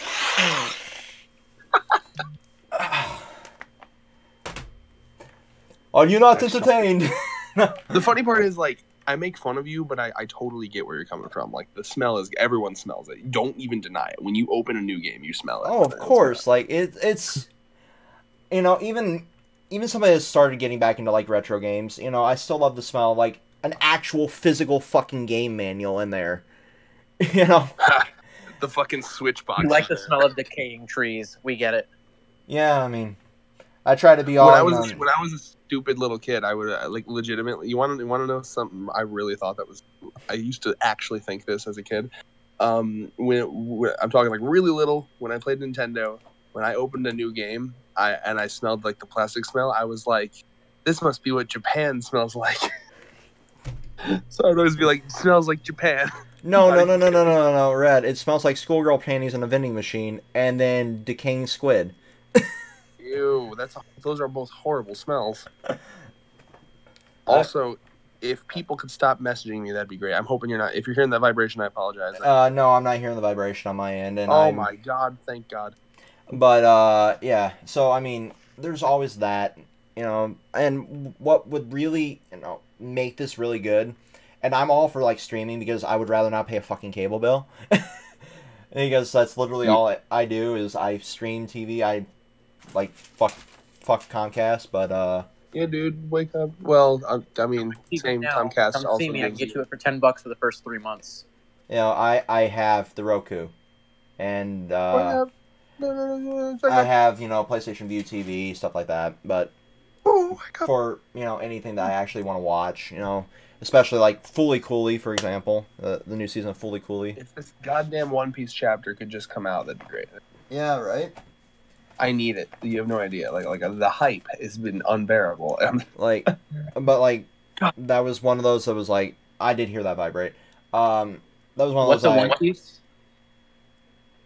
That was one that I actually, you know, had to sign into Xfinity because my parents still have cable. And will continue to have cable. So, like, I still have access to that if I ever want to watch anything that's not on a streaming service. I log into Comcast, I'm like, well, my DVR didn't record it, so is it on demand? Yeah, it's on demand, great. But, yeah, that's how I prefer shit, but gaming, I couldn't really get into that. Noble, could you know, get into, like, streaming games versus inserting a disc or downloading it digitally? Well, I'm going to put it in perspective for you. So I tried out the Game Pass for Xbox. Yeah. I mean, you're still physically downloading the game. Yes, however, it's still considered a membership service, which is probably where a lot of it is going to start. Oh, yeah, definitely. Will you download and stream? I mean, everything's going to go digital, but it may not actually go streaming. It may go just digital content only. Yeah, I see it more as like a digital. On a I think that they understand that people still want to like own their game, so I think it's gonna be. I can definitely see it going like digital, like download only. And what I see happening is it may niche over to streaming once the network and infrastructure is really there. Oh yeah. But I don't see it happening right away. The other thing to bring in mind and, you know, of course, talk about would be the fact that, I mean, at the end of the day, it was a cool service, but the game selection just wasn't there. You got to remember, when you're talking about bringing in the games that people actually want to play, you're going to sit there and you're going to incur costs that just can't be covered by a monthly subscription. Exactly. I mean, even at $60, most games are not actually profitable. Most games are breaking even or dropping. Oh, yeah. A lot of games that launch are just not successful at that price point. much less as a subscription service. Because you got to remember, they're not going to get paid a lump sum of everyone buying their game. It's going to be a rental service, meaning they're getting a flat rate for a game that could have cost them $20 million, or a flat rate for a game that could have cost them $20 billion. Oh yeah, and a perfect example of this is looking at services like Netflix, which has never once broke even on a streaming platform. Because they have to pay all the licenses, they have to pay all of the fucking, studios, they have to pay all of those incomes. Not true. Actually, Netflix, the only reason they've never broken even is because they're investing in their own shows. If they hadn't invested in their own shows, they could have broken even. They would be in the green. They would have been very much in the green. But they chose to invest in their own shows.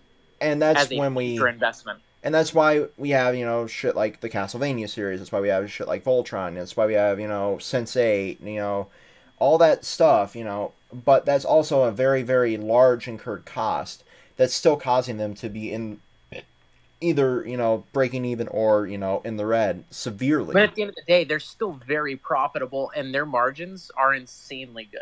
Oh, yeah. They're still going to do very well for years and years and years down the road. They will be fine. And that's the cool thing about it is, they've incurred large costs now up front, but they're recouping their costs like no one ever has. And that's because they're capitalizing on the millennial market as well. Because and I hate using that fucking term. I hate using that fucking term. But they're capitalizing on that because they realize that we don't want to, pay a fucking $200 cable, bill every month to, get the access to whatever shit channels we have to have bundled in with whatever we want. That's why, we see stuff like a la carte packages, like the Sling and, all that, becoming more and more relevant towards us. But at the same time, Netflix got in there early with being able to, allow us to stream, everything, basically a month or two after it got done airing on, cable TV. Plus, there's also like Amazon Prime Video, where you can just buy a show. And sadly, Netflix's library is also same day launch on video, meaning if it launches on movie that day, Netflix will have it 24 hours later. Oh yeah, well except for Star Wars. Just to show you the place that we're at when it comes to like streaming. I'll be right back. Like, what's going on? I gotta use the bathroom. Okay. Just to show you the place that we're at when it comes to streaming, like. Well, last season of Doctor Who, it was mostly because I live in a fucking place where I can't afford to be loud, unfortunately. So Doctor Who always came on like when my parents would always go to sleep. They work at like 5 a.m. So what I chose to do was just buy Doctor Who, like the season pass. I just bought the whole season on Amazon Video, and then it would come out like basically like 2 or 3 hours after it aired on TV, and I would get it and be able to download it. So I would just like, instead of just watching it on TV, I would just download it and like watch it on my phone. And then you also get to watch it with no ads that way too, which is nice. No, it's just you and me, buddy. We gotta carry this till David pisses. David peeing. Dun dun dun dun oh dun dun. I know he's listening. David peeing. Dun, I don't think dun. he is. I think he has it on his laptop. I don't think he's brought it or anything. I hope I'm making this uncomfortable for him. Dun dun dun dun dun dun dun dun dun dun. Okay, I'm done. Honestly, I can't imagine that this podcast is going to go on much longer. It's probably going to end once he gets back here. We're going to end it. But, yeah. Well, either way, all I'm saying is at the end of the day, the streaming, it may work, it may not, but it's not going to be something that's going to be a huge success right out the gate. And that's really what it comes down to. Yeah. It's ad-free is definitely the best. Dude, for real. Oh my god, yeah. Well, that's what I was. What he's referencing, David, is I was talking about how I chose to instead of watch Doctor Who on TV, I just fucking bought it on Amazon and downloaded it when they'd let you download it like a couple hours after it aired on TV. And what's really nice about that is that like a lot of times with the ads, they cut in weird ass places for the ads, Oh yeah. And like it really takes you. It can really take you out of the fucking moment when they're, you know what I mean, those ads. Oh yeah. So like I really appreciate just downloading the episodes and watching them. Yeah. So, just to put that in perspective, Red, I was attempting to watch, because I record like Gundam, Iron Blooded Orphans. I record a lot of anime on the DVR. Just see how the dubs compared to the subs. Like I downloaded or recorded a couple of the dubbed Hunter x Hunter as well. Oh God, stop! I removed the recording, because it got No, to just it got to some really crucial scenes I watched. even if it's not horrible, I've heard that maybe it got better. I don't care. Honestly, for me, the point when it comes to the Hunter x Hunter dub, those characters mean way too much to me to like watch them with a different voice now. Like, I'm set voice to that. So here's the epitome of like bullshit ad placements. So the latest, last episode that recorded on my DVR, I don't know if they finished the core, as we're calling them now, instead of like seasons of Iron Blooded Orphans on fucking Adult Swim, but it was 3 fucking minutes into the episode I had an ad. Ugh. 3 minutes. I wish I took a screenshot because I watched it on my phone while I was just laying in bed doing nothing, because I can just log right into my DVR from my phone. Greatest feeling ever. I'm just like sitting there, That is pretty cool. like, I'm like, you haven't barely got past the fucking opening. What the hell? Yeah, sometimes they play the opening and then you get an ad. Like, here's the opening ad. Opening ad. They did that with fucking Attack on Titan, dude. Like, it was annoying. I'm like, I get the really, really, gospel-y bullshit, and I'm like, ad. What is it? Oh, it's just a Truth cigarette one. Yeah, great. Here you go. Here's your we know you still vape, so go. Quit vaping now. Vaping's not even close to as bad for it. Oh, it's not of bad for you at all. course.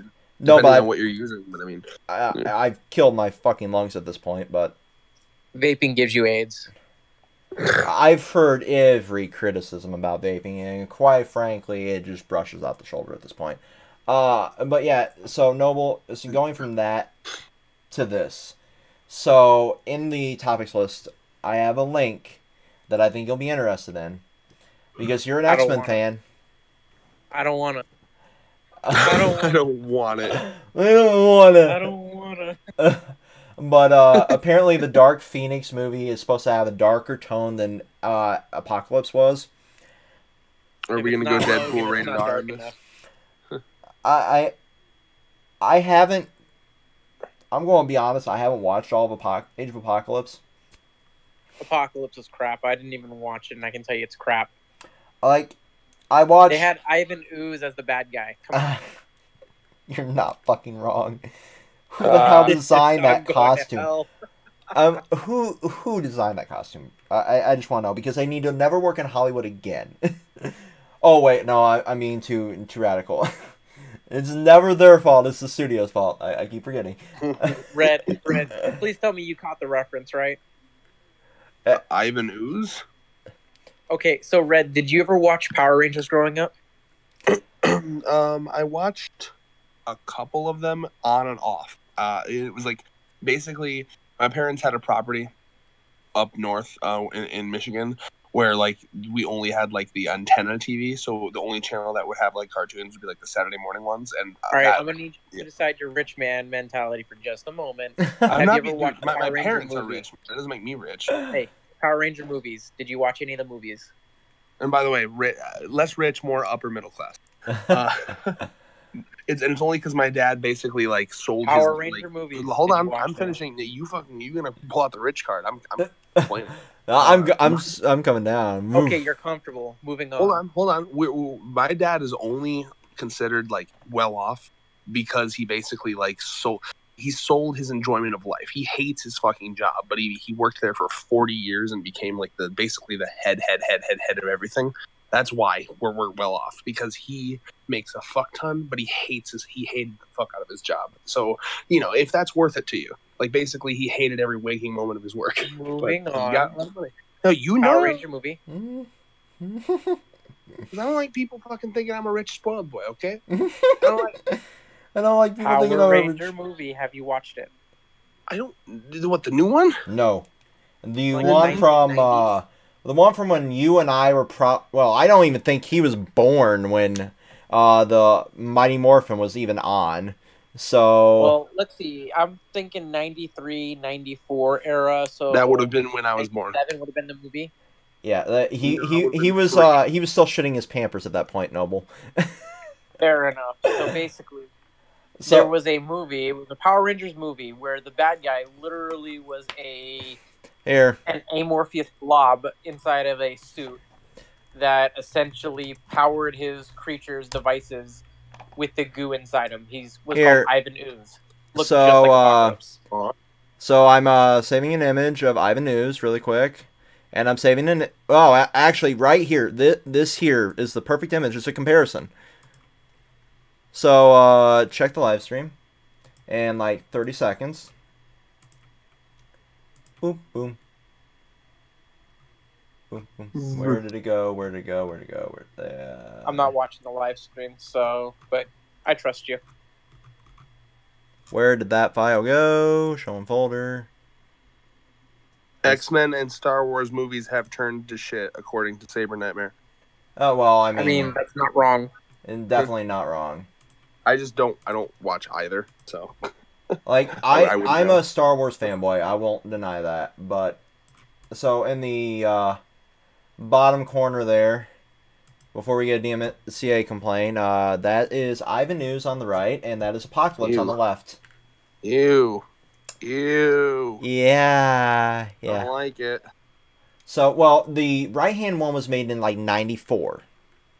The left-hand one was made in, like, 2016, 2017? I know. It just, both of them make me equally uncomfortable. I mean, they've had I some... feel- They had a giant fucking pig for a bad guy in one of the Power Rangers episodes. No, I feel violated. Yeah, so, I mean, the Power Rangers have always had goofy villains. What I didn't expect to see was fucking Ivan Ooze recreated in the latest, again. His stare alone violates me.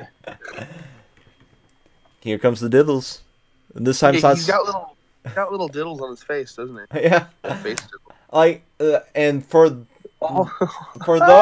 Bro, he can diddle you with his chin. For those who aren't, in our Facebook group chat, that's become a running joke of Swan's creepy There's a avatar. running joke. Oh, yeah. Swan's avatar, absolutely. Put up Swan's avatar. Put that shit up. One second, I got to... You got to put the one where he's just like surrounding you. The picture I sent in. Yeah. Wait, one second. I've got a better one. I got to find it, Or though. do you have Nightmare the Fuel. it? Do you have it? Do you have the it one? No, I don't have the it one. I'm sending you that one. Oh, I got to find They it. terrified him too much to save it to his computer. Yeah, Give him one no, second. no shit. Or I There David was a has hate crime on him. too much porn. Too much porn. Okay, so, Oh, did you see that? So, fun fact while he's looking for that, Google Drives just gave everyone a free terabyte of, everyone that has a thing, has like a Google Drive, they took you from 1 terabyte to 2 terabytes. Think about all the porn that David can save now. I do not save porn to our Google Drive. Thank you. I do, however, Yeah. have it on a personal hard drive, because everybody has done that at one point in their life. Not me. Why do I've you never- save it? Stream it. I've never Stream it. saved Go to porn in streaming my for life. everything. Oh, yeah. Video games, porn, it all streams. But you've never had to fucking deal without internet as well. That's fair. So I keep a stash, just in case I'm ever without internet. You want to know what what I fab to when I have no internet, when I'm desperate, is I go to the Bleach art book. that I Hey, have. Saber! What's up, Saber? My Yeah, drive man. is just hentai.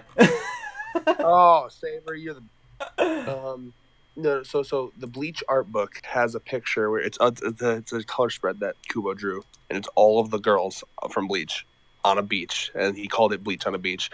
And there's just it's just. It's just perfect. Don't worry, I I'm don't both jizz concerned on and the book. scared. I'm Let's go not a ahead and fucking end this monster. conversation. Well, because this is Controlled Chaos, and this is what we talk about. Oh, you can talk about bitches on beaches, but I can't talk about raped onions. I see how it is. Yeah, because it involves that first word that I'm not going to say. Because I you can say mean, it. I ain't saying it. there are people that are into that fetish, and that's disturbing. And I'm not kink shaming or anything, but that's what you like. Go for it. But here's the question: what if this- kink shaming is your kink? That is also a kink. Like, I mean, if you are into that, It's like the Inception. Exactly. It's- What do you do then? it's a okay, Noble. I know what you're getting at with that word. There is a fetish called rape play, where Why they are we talking about this? where they are Oh, into really? that. Again, yes. No. But I'm not. so sorry. I'm not talking about that. I know what you are getting at, though. Is what I'm saying. Everybody stop. No. Saber, yeah, if you're still here, you have officially cemented yourself as #1 fan. There's no, if you stayed through that. So here is the running joke of like, there's my Ahego face. Oh, no. No. In the eyeballs, that's Swan meme me with him inside my mustache. What the fuck? What is happening? Riddle his diddles. And then No Swan diddle anymore. Oh my god, what the fuck? Oh my god, Saber stayed. He stayed through it, David. He is #1 fan. I think that deserves a super roll in the server. Absolutely. Lived through that shit. Oh my You can god. put him under the same role that I created for. For test shoot. Yeah. Yeah. Like, my god. We need a super fan role. Fans that have proven themselves through thick and thin. So this was our That's what Facebook chat today. What the fuck? Oh, it's so weird. Oh, That I just like, Swan said I need an Ahego face. I'm like, fuck it, I know you're memeing it. I just fucking doing a Ahego because that's been my oh my god. my one thing since I got exposed by a Tinder date in the server. So I'm just like, I'll live up to How it. did this turn from like the worst podcast to the best? That is what Drunk David does. He creates good content. Bro, you need to just be 100% constantly tipsy. Oh, fuck. Okay. But yeah, I gotta find the it one now. I gotta find the it one. yeah, but yeah, that's he memed me in all sorts of like Elder Scrolls memes, and then fucking went to that with me in my own eyeballs, like Ants in My Eyes Johnson from fucking Rick and Morty. Oh, no.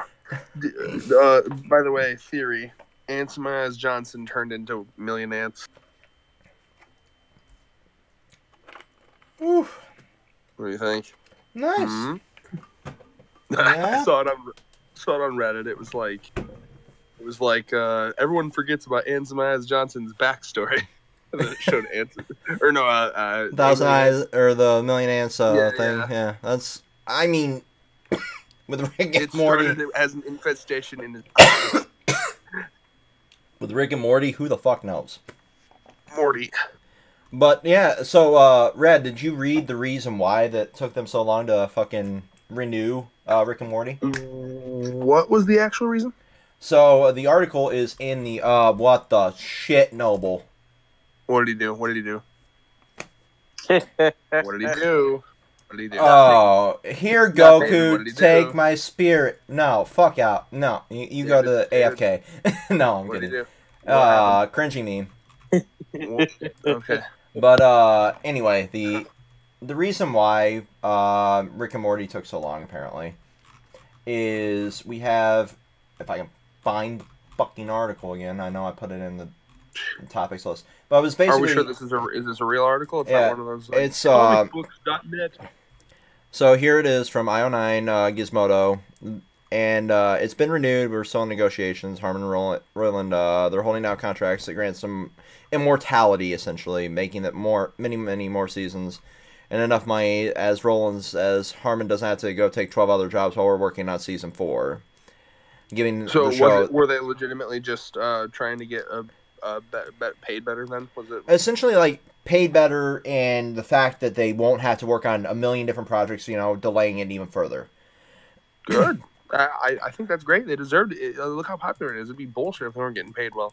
Exactly. So I'm just like, good for them, but at the same time, they've reached that level where they need to have a small bit of transparency with fans at least. I know Mark, No, I'm immediately gonna say no. It was probably I know Dan Harmon's one of those people that has to deal with, you know, the shitty part of the fan base. But No, David, before you even go on, I think that there's probably a fucking, like, you're not allowed to say anything rule, honestly. oh, I'm sure there's that. But I mean, while they're at like conventions, like, you know, when they're asked like questions like, "Are you working on something?" You know, something like that, they could, you know, give a half answer, just like, you know. You know, Adult Swim owns it, man. I don't know. They might not be able to say some shit. I mean, it was literally the same way, you know, with like Ruby. Like, are you working on, you know, another volume? We're working on something, you know. And there was the Ruby Chibi, you know, stuff like that. Honestly, I don't think it's a big deal. I think. I mean, it's not an entirely big deal, but at the same time, it gives them a little bit more of like not dealing with the toxicity of the fan base as well. Nah, whatever. I just think it's. I think it's well deserved that they've negotiated their contracts. I have no issue with it, and I really, honestly, it's a show. You know what I mean? Yeah. Like I'm not gonna fucking panic if it's not. I knew everyone with a goddamn half brain cell knew it was gonna be renewed. Like, it was so fucking popular. Like, it's definitely. It's definitely nervous reached that about level. being renewed. Yeah, so. But at the same time, it's just like when you deal with, and this, you know, sounds incredibly, you know, self-centered, but when you deal with that kind of, you know, fan base, you have to have some sort of answer, even if it's, you know, a half-truth, or even if it's not anything. You know, like, you can, you know, divert the question to, like, I'm working on something that's, you know, sort of related to it, I'm not going to say what, and then just release another fucking comic, because we all know that the comics are ongoing. You know, even that would, you know, shut the fandom up. What in the heck is up here? Ragtag group of fucktards? No. I saw that. Like, Swan's avatar is the perfect amount of cringe. Live edit it. I am. I fucking hate. This is going right off my computer as soon as I'm done. It's the best thing ever. No, fuck you. It's not. You have created one meme that creeps me out more than my own father. Utenna. You have created the ultimate picture. Like that there is Swan and Sue. I like how it's like I didn't bother to like black out the ghost either, so he's actually just next to the No, ghost. he's just chilling with fucking Pennywise, dude. He's just like, we all float down here, David. Come join me in Pennywise. Gone. Nope. Fuck that. It's just like Blake stare and his fucking double chin. Oh my god.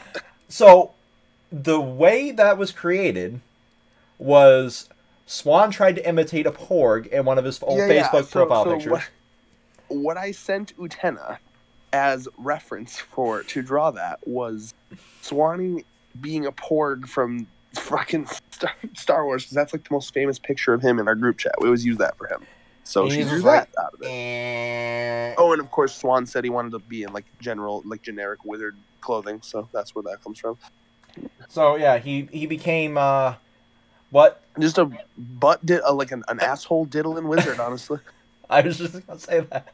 Like, that's been his joke. Like, because in one of our thumbnails, Red had put him above me, creeping out, because that avatar creeps me the fuck out.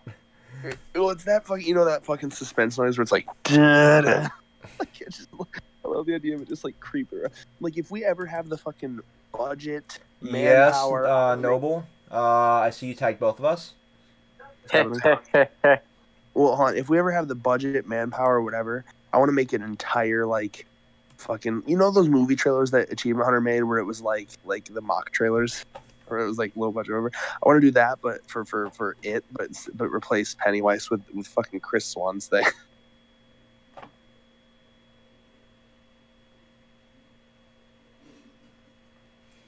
What are we looking at? What did he tag us? What's happening? He tagged us in Kontrolled Khaos. My only response to that, Red, if the video will load, is going right into the... And I did it on air, too. What's happening? God damn it. It's not... Is it a middle finger? Is it a middle finger? No, it's not a middle finger. It's me with the Michael Jones or Jack Patillo, like, no shake. Oh. Leave. There. No, I'm just thinking. Do you know the Jack Yeah, leave? Just what'd you message him? Leave. They're fucking mad fans joining their game, and they're like they needed him to get out, and he's just like one word: leave. And they're like, oh god, okay. Oh god, okay, they're So, creating question. content. They're not just fucking around. I have an Leave. important question. This is for the fans as well, if they're actually still watching. I don't think they are, but if they are, I mean, would we you guys still. like to see me in my patented Batman cowl that I have as an avatar? Oh, They've seen it. It's in the fucking thumbnail. it's in the thumbnail, dude. No, I'm saying, like, would you guys like to see me? Oh, like as actually a picture with you on that on? Yeah. Yes. I mean, Yeah, dude. And I do think that Saber. Every time I've thought Saber was not watching anymore, he pops up and is like, "Hey, I'm still here." So here, it's Saber's my literally, boy. it's literally what we've always said about the podcast. Like, it's great to like put it on in the background and just like pop in the chat whenever. But it's also Probably doing some other shit, and then he hears his name mentioned, and he's like, "Oh, I gotta go comment again." Gotta go comment again. I'm a mod now. Like, no, but seriously, there's what 3 mods: Reb, Justin, and you. And now we have Saber as a mod. Uten is the mod too. Oh yeah, artist. well, I forgot about that. But that's for obvious reasons because it's our artist. Yeah. But like, fucking. I am an admin. I create things. Like, Yeah. I'm not talking about the Discord. I'm talking about the mods in the YouTube chat. Yeah. Hopefully, one day we actually have like a pretty active like comment section for live streams, and then you can actually do some modding stuff. Yeah, it's. And the reason Justin didn't appear, I don't know if you saw the whole thing there, Red. No, it happened. He Oh, his bro- computer. Something with his computer, right? Counter-Strike competitive. What? Did they fuck his computer or something? He pulled a David, except for it wasn't with a controller; it was with his laptop Are screen. you kidding me? He pulled a David. That's not even. I'm not even gonna laugh at that. That's just sad and just stupid. Oh, I completely agree. Like it. To be that angry to break? No, that's stupid. I mean, I can see smashing a controller. You can replace a controller. You can't replace a Slimbook screen easy. Because trust me, I fucking tried. Like, bro, was I wrong in how I requested him to be drawn in our cover photo? Like, I said to Utena, draw him like looking all like what the fuck at us because he's the rational one. Maybe he's fucking not. From what he said, is it was just a really, really bad string of matches that continuously became more and more shit, and it's just like. And then he therefore cost himself what? How many fucking dollars now? A couple hundred at the very least. Oh my god, idiot! Justin, thought you were smarter than this. He pulled a David, but a more expensive David. Ridiculous! Whoa! I just saw the slide melting. That's terrifying. Right? Like, dude, that's like no. I can't imagine. Like that's such a weird picture because like you're used to like when you see that shit, like your mind goes back to childhood and safety, and it's like, oh god, it's on fire. Right? Like it's so weird, but it's like so. I can see it happening. For anyone watching, there's a fucking picture of a playground slide on fire in our chat. Anyway, should we wrap this up? Yeah, I mean, we've pretty much been able to wrap it up. We've just been bullshitting at the last bit. Yeah, which honestly, it made the best content. Like, but what I'm curious about, and this will be the final topic. I'm not even going to really consider it a topic. Do you think we should move it back to the weekends, or do you think we should keep it on, Thursdays? Well, Noble, are you only able to do it if it's on Thursday? I can do it Sunday if it's super early. How early is super early? Super early is 10 a.m. my time, so that's 1 p.m. your time. Sundays would be my days off. That's my cutoff time, so I'm thinking like 8 a.m. my time, which is like 11 a.m. your guys' time. Like, I can start prepping at about 10:30 if that works better for everybody. And that includes... I could always do it. I mean, do Sunday then, but it'd have to be like I said, it'd have to be early. We have to start it like no later than 11 your time. I can easily do that. It would just be getting Thurman up if he decides to be a part of content anymore. You know, if Thurman doesn't want to be like fucking, at this point, that's his decision, man. If he doesn't want to This is be, something we should not be talking about on this podcast. no, No. Let's keep that we're open. offline. Who cares? It's nothing. It's nothing serious. Thurman's just he may or may not. Maybe he's tired. If he's having a fucking week, I'm not gonna force him to show up on our videos, man. Like, this is for fun. This channel is for fun. It's Exactly. something we do to if he's not enjoying it, I'm not gonna force him to. But I think he is. I think he just wants a break. I know he's been burnt out with the chaos battles, and that's why they're on. Which is why we gave it a break with the chaos battles. I'm actually what I'm gonna do for the next one is I'm either gonna do a chaos battle with CJ or Swan. I mean, what's Noble here, chop liver? Well, I assumed Noble I mean, was I'm burnt out used too. on like every single one. Yeah, just exactly. like, I don't think there is one that doesn't have me, actually. Yeah, no, there is. Well, there's a couple with just me and Thurman. And there was one with me and Red. And there was, let me actually, I'm going to double check that playlist real quick. But no, in response to what you were saying, Noble, about maybe we should discuss this on the podcast, I've always prided myself on openness, and that's how I want to run this channel too. There's nothing to hide from our fans.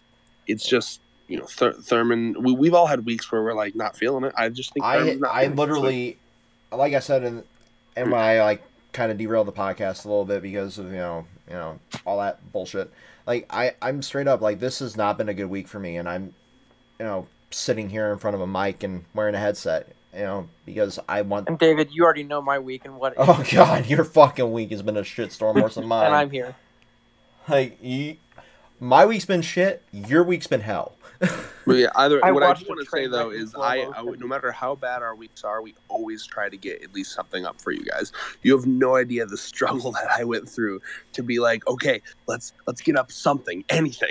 We got to think about something. Oh, E3 predictions, go. You know what I mean? So we will always, a huge priority of ours is this channel, and that will never change. Obviously, every week we'll have the manga discussions, but aside from that, there might be days it's like no content. Like there wasn't any Tuesday.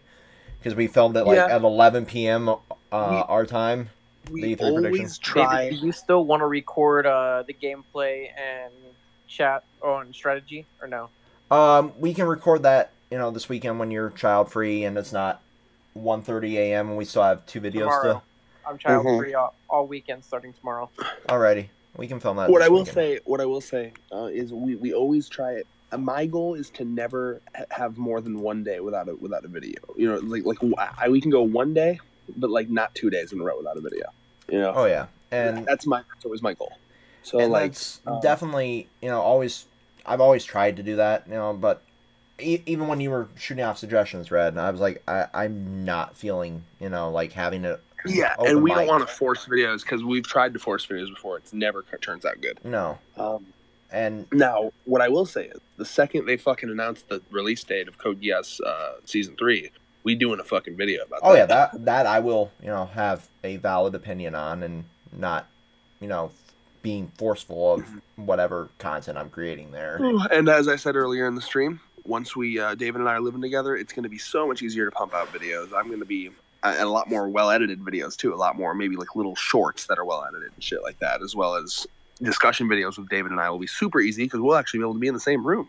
So, Red, and I'll also be available for discussion videos remotely. Oh, yeah. Totally. And like, I even wonder too, we might set up a fucking, I don't know, we'll experiment with it, but since David and I will be in the same room, we might set up a fucking like actual like area where we can like sit in like a round table style thing, maybe get a fucking we're gonna go back to our video face cam thing again. I don't know about the face cam, that was fucky. I don't know if that I mean, and now that we're more versed in OBS, we might be able to do a test stream in that at some point. We can certainly try it again. But, because, I mean, it was cool for the first 10 minutes before it went to hell. But I think that was my internet connection. I also think I was on satellite internet that time. I also think it was also Chris V's internet as well on that one. But I do have a question. Is the chapter out, Red? We'll check. Fucking cock teasing me. Why do you ask?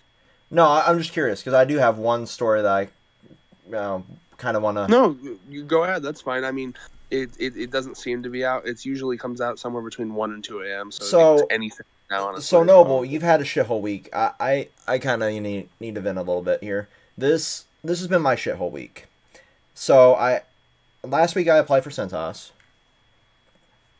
Phone interview seems like it went well. I'm waiting for a response from that. But from going from that high point of my week, I've dealt with shitty parents. Basically, it's like they have more in line than you. You're not going to get it. You have a bad background. All that blah blah blah blah blah. I go from that to having to deal with psycho exes. From that to having to go 3 nights without sleep now because of my neighbors. Why? And going from that to being paid for an hour's work just to deliver code because apparently our FTP server couldn't allow me to fucking transfer over a literal 5K file. Going from that to today's fiasco. Today's fiasco was something I never thought I'd have happen to me. And this is something that's all too relevant in today's society. I have a lot of LGBT friends. I've had people, commit suicide because they were afraid to come out or all that. So every year around Pride Month, I, put up the Pride banner, blah, blah, blah, blah, blah. I get an inbox. I'm not going to name names because that's not what we do here. But I got an inbox, DM on Facebook from a former friend of mine. Like, you're virtue signaling because you're not gay and you got a Pride banner up and you're just trying to fit into SJW propaganda. I'm like, the fuck? Like the actual fuck is going on with society at this point. That is I hadn't talked to this dude since fucking high school, and that's the first words they want to bring out. David, can I be honest? Yeah. Why the fuck do you care?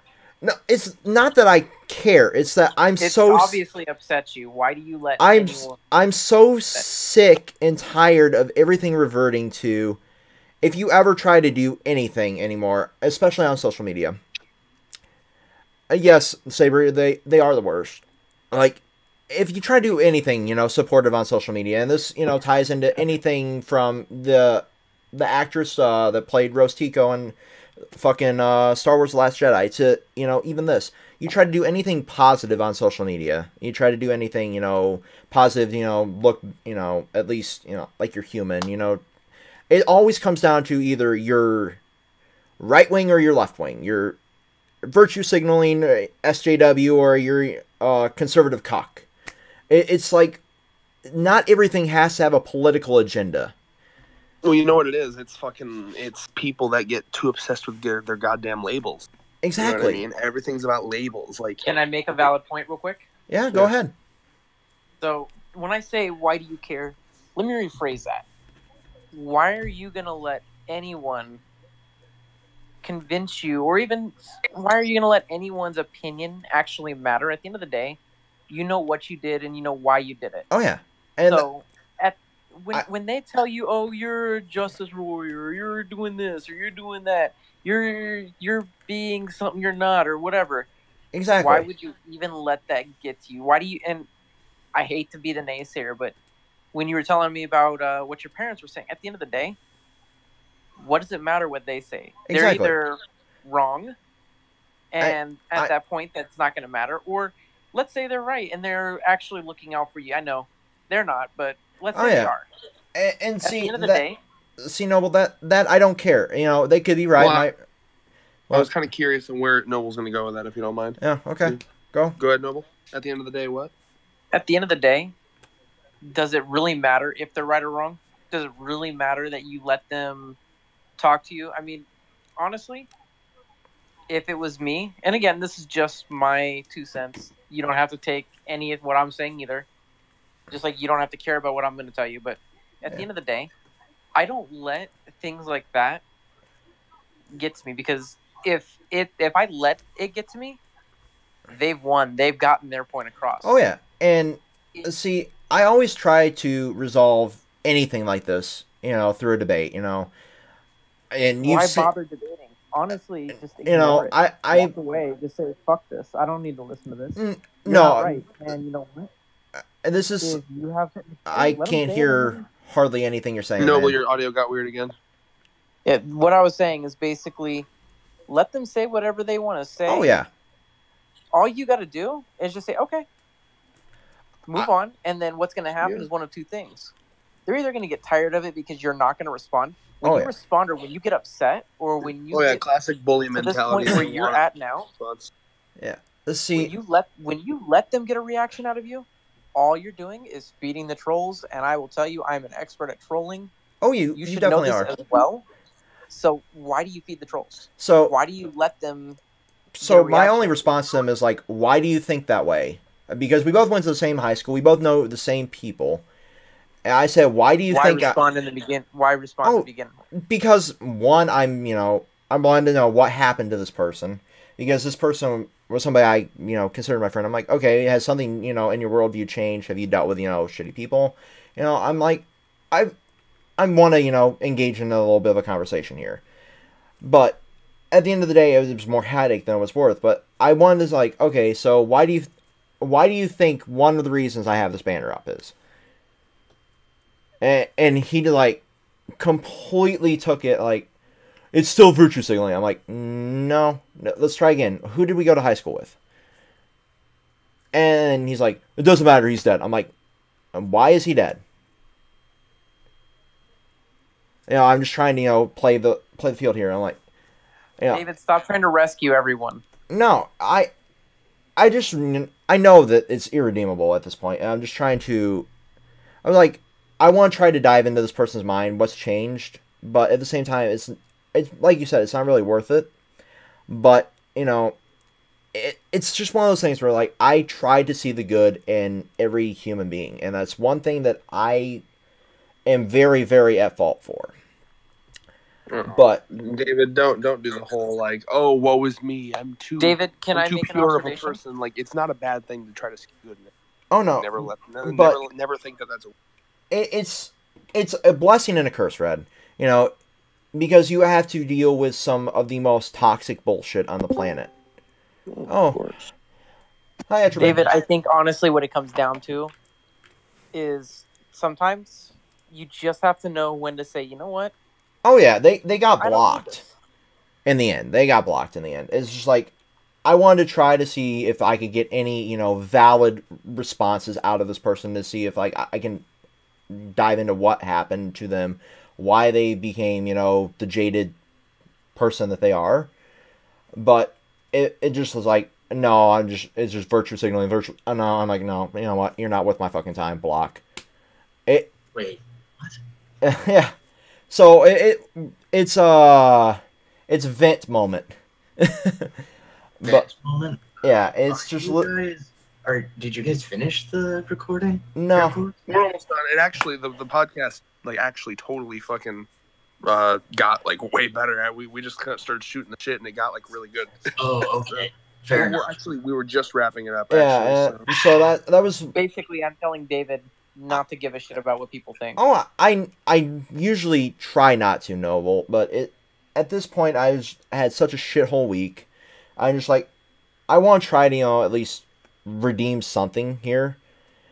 If I can see what this person's why this person's being so jaded towards that, I'm like, okay, can I get anything out of them, or am I going to be stonewall with here's my points and I'm not going to break and I'm not going to do shit. And that's what I got. I'm like, fuck it. That's why the block button was invented. I hate David, blocking I think you people. have a problem that I have as well. You just don't know when to just say fuck it. Oh yeah. Like you don't know how to not let I things mean go to the point where you've seen my responses to people before, Noble, and how fucky I get. And like when I blew up on the other dude, it's just like I have that moment of like I tried to be civil with that other person, and I'm not naming names, but I'm not going to be civil when you're doing nothing but trolling to the point of they were doing. So I'm like, I'm all for a good shitpost, and I do enough of them myself. Like, for example, today, Dives, the artist, put up a basic loot of fucking Cream the Bunny. I'm like, who can I trigger today with that? And I just shared it on my timeline, and What? immediately... I'm sorry. What? This is my social media game, okay? So you... Occasionally I do what I call a purge. And what the purge is whenever there's enough people, that are, not interacting or dead accounts and shit like that, or there are enough people that get really, really triggered at whatever I post, I'm just like, what can I do to fuck with them? That seems counterproductive. I would just go... So usually what that does is it gets people to just delete me. And that counterproductive to the exact same point I was just making a second ago, but there's some people you can't really debate with, like Noble was saying. And so I'm just like, I know the triggers of these people. So I'm like, okay. Are you sure they're actual triggers, or... Well, I know one of them hates anything furry related. Okay, so that I would call that a berserk button instead. So you know the berserk buttons of at least half these people. Yep. That you're... Yep. I see. So you're invoking something to see how they react. Exactly. And that in of itself takes care of the problem of having to unfollow them yourself. Exactly. So that's not David's horrible. Honestly, well, David is definitely one of those people that's like will take the harder way but somehow is being lazy by taking the harder way. I don't get it either. I don't. Yeah, I'm confused by this as well. This is horribly inefficient. But it works perfectly well, because then I can see who exactly is triggered by this. And then I can just, okay, so you're I just accept it at this point, Etribic. It's David. It's what he does. I have begrudgingly. It's perfect for me. But at the same time, it's like, no, what? What? I'm not live editing that up. If you're wanting me to live edit that up, Noble. No. What is it? What? You're welcome. I hope that cheers you up, buddy. Nope. Abso-fucking-lutely not. Where is it? So I can Kontrolled Khaos private. Bad it is. Oh boy. Let's all laugh at how bad but so I just shared that, and immediately I had 5 people delete me. I had enough, hate comments on there. I'm like, okay, I can just remove you. And it works, but it's still one of those things that, yeah, like you said, it's, a lot more difficult than just, scrolling through who's bitched on my posts at the same time, and just, remove you. Or who even just chooses not to interact with you, period. Oh, at this point, I have the Who Unfriended Me app, and it's like, okay, whose accounts keep getting deactivated? Cool. I mean, I'm in that same boat constantly because... And you wonder why I unfollow you on Facebook. Oh, I immediately tell people, unfollow me if you have any interest in keeping, your sanity. Yeah, he posts about, what is it, 3 things per hour at least on your fucking page. I'm like, okay. I can safely say, after some self-retrospection, that I only have 2 triggers. Genuine triggers, and then everything else is just... an extreme pet peeve. I mean, I know one of them. I'm not as active on Facebook anymore, but at the same time, when I'm active on Facebook, I do nothing but reverse troll anymore in pages and groups. Safely say I have no triggers. Bullshit, Noble. What? No discernible triggers. Bullshit. He's lying. I am going to also call your bluff because reasons. Everyone has one. Our biggest trash tier liquor, and you know it. That's probably just a... I can deal with trash tier liquor. No, that's not a pet trigger. peeve. No, Noble. Your trigger is Thurman in a death battle. Oh my god. Wait, what? How is that not just a pet peeve? So, Okay, Well, so first that of all, is one can I- time I've rage quit. I've never rage quit like that before. I was ever. trying to And just think about the one time I've seen him actually angry in that. So no. Actually, no. You've done that twice, Noble. During the Legion Maxwell one, and that. No, but that one wasn't. He didn't get like stupid I angry. didn't rage quit or anything like that. I mean, I got annoyed, sure, but I was still there. It's still one of my favorite videos we've ever made.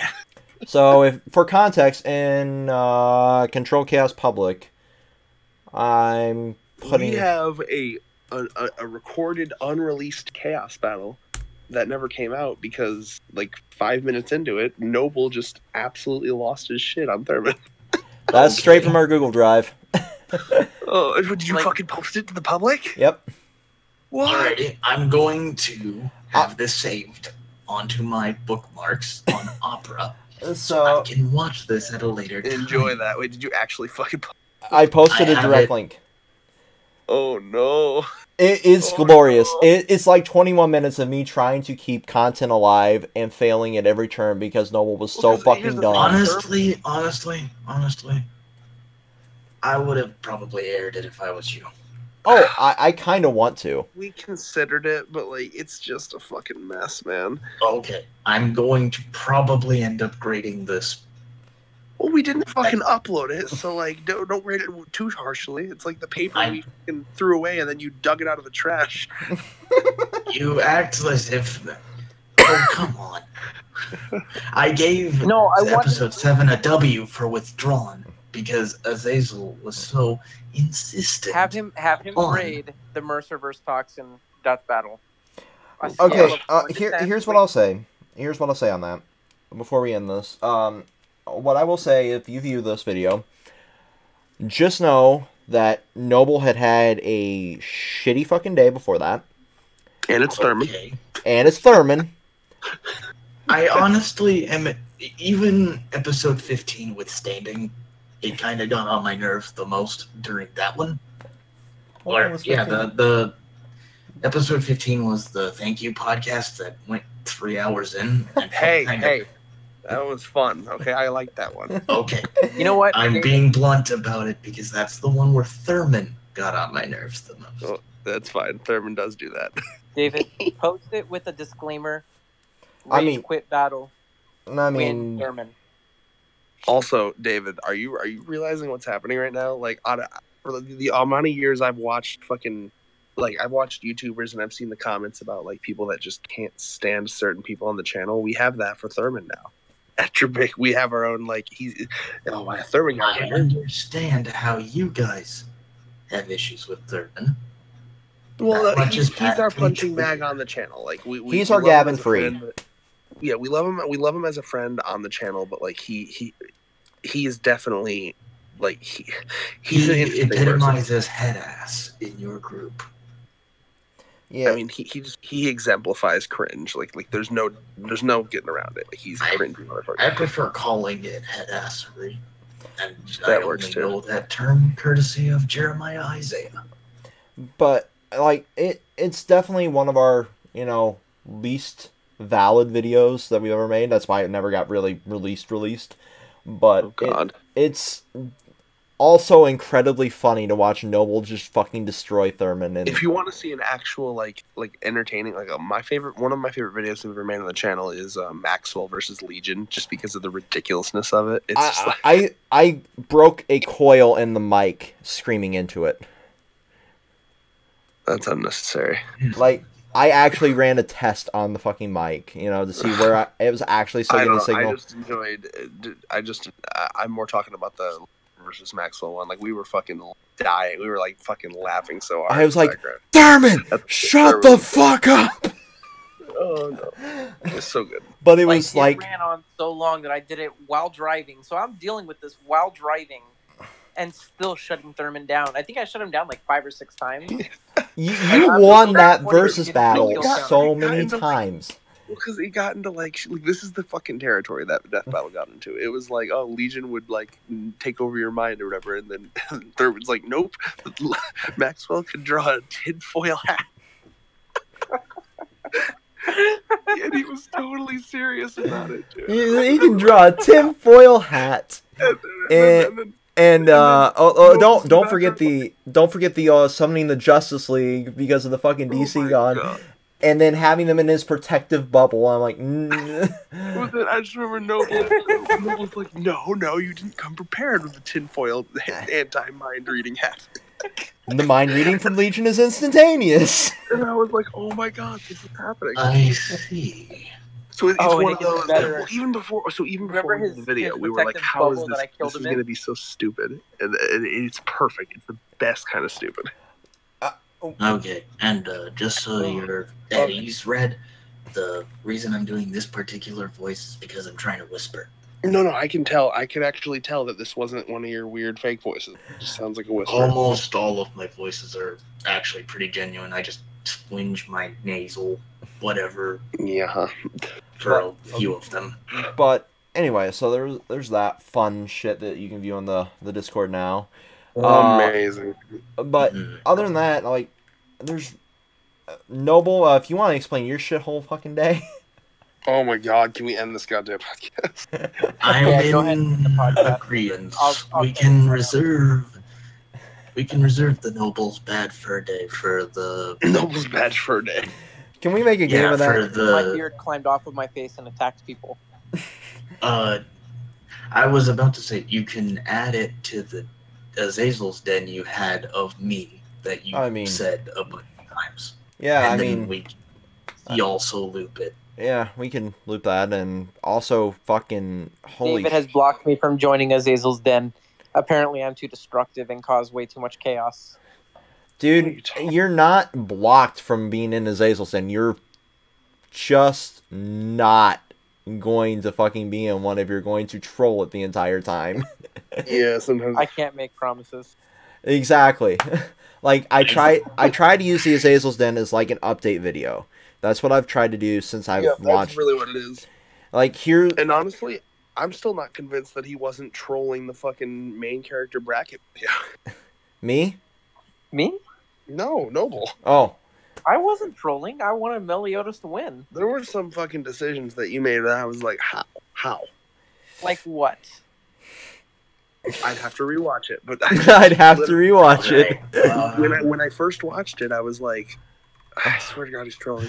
So I am a little bit more knowledgeable on podcasts. I'm going to try and end this with Dead to Rights, and then Azazel can do some hullabaloo. Well, what I'm going to do is actually check the manga rock here, see if the chapter's out, and if that's out, I'm just going to hard cut to the fucking ending. Because I want to film that and get this processing, so I'm not processing two videos at once. Unfortunately, it seems like you're being a fucking dick and not coming out. Is Dr. Stone out? What? We're the fucking manga we read, my dude. Like, what the? We have a... Also, Etrabik, I hate to break it to you, but you don't decide when the podcast ends, my dude. What the hell is... Only Noble can. Oh, okay. I was assuming we were all in unanimous agreement.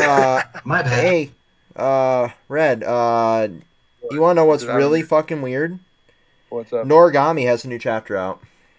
Oh yeah, don't you remember? The hiatus was ending. I didn't know it was this early. Yeah, I did. The hiatus was ending. I knew it was ending. I just didn't know it was ending tonight. So that's Neither cool. did I. That's actually cool. And honestly, Etrabik, I'm just fucking with you. You are right. We should end it. Yeah, and Akame ga Kill Zero has 5 new chapters. I don't know if they just rescanned them. But yeah, until then, I really think we should end this before we derail even further. Yes, and I'll be up. I honestly will probably stay up till the chapter comes out. I want to. Oh yeah. So thanks for tuning in to episode 30. Until next time. Peace. Goodbye.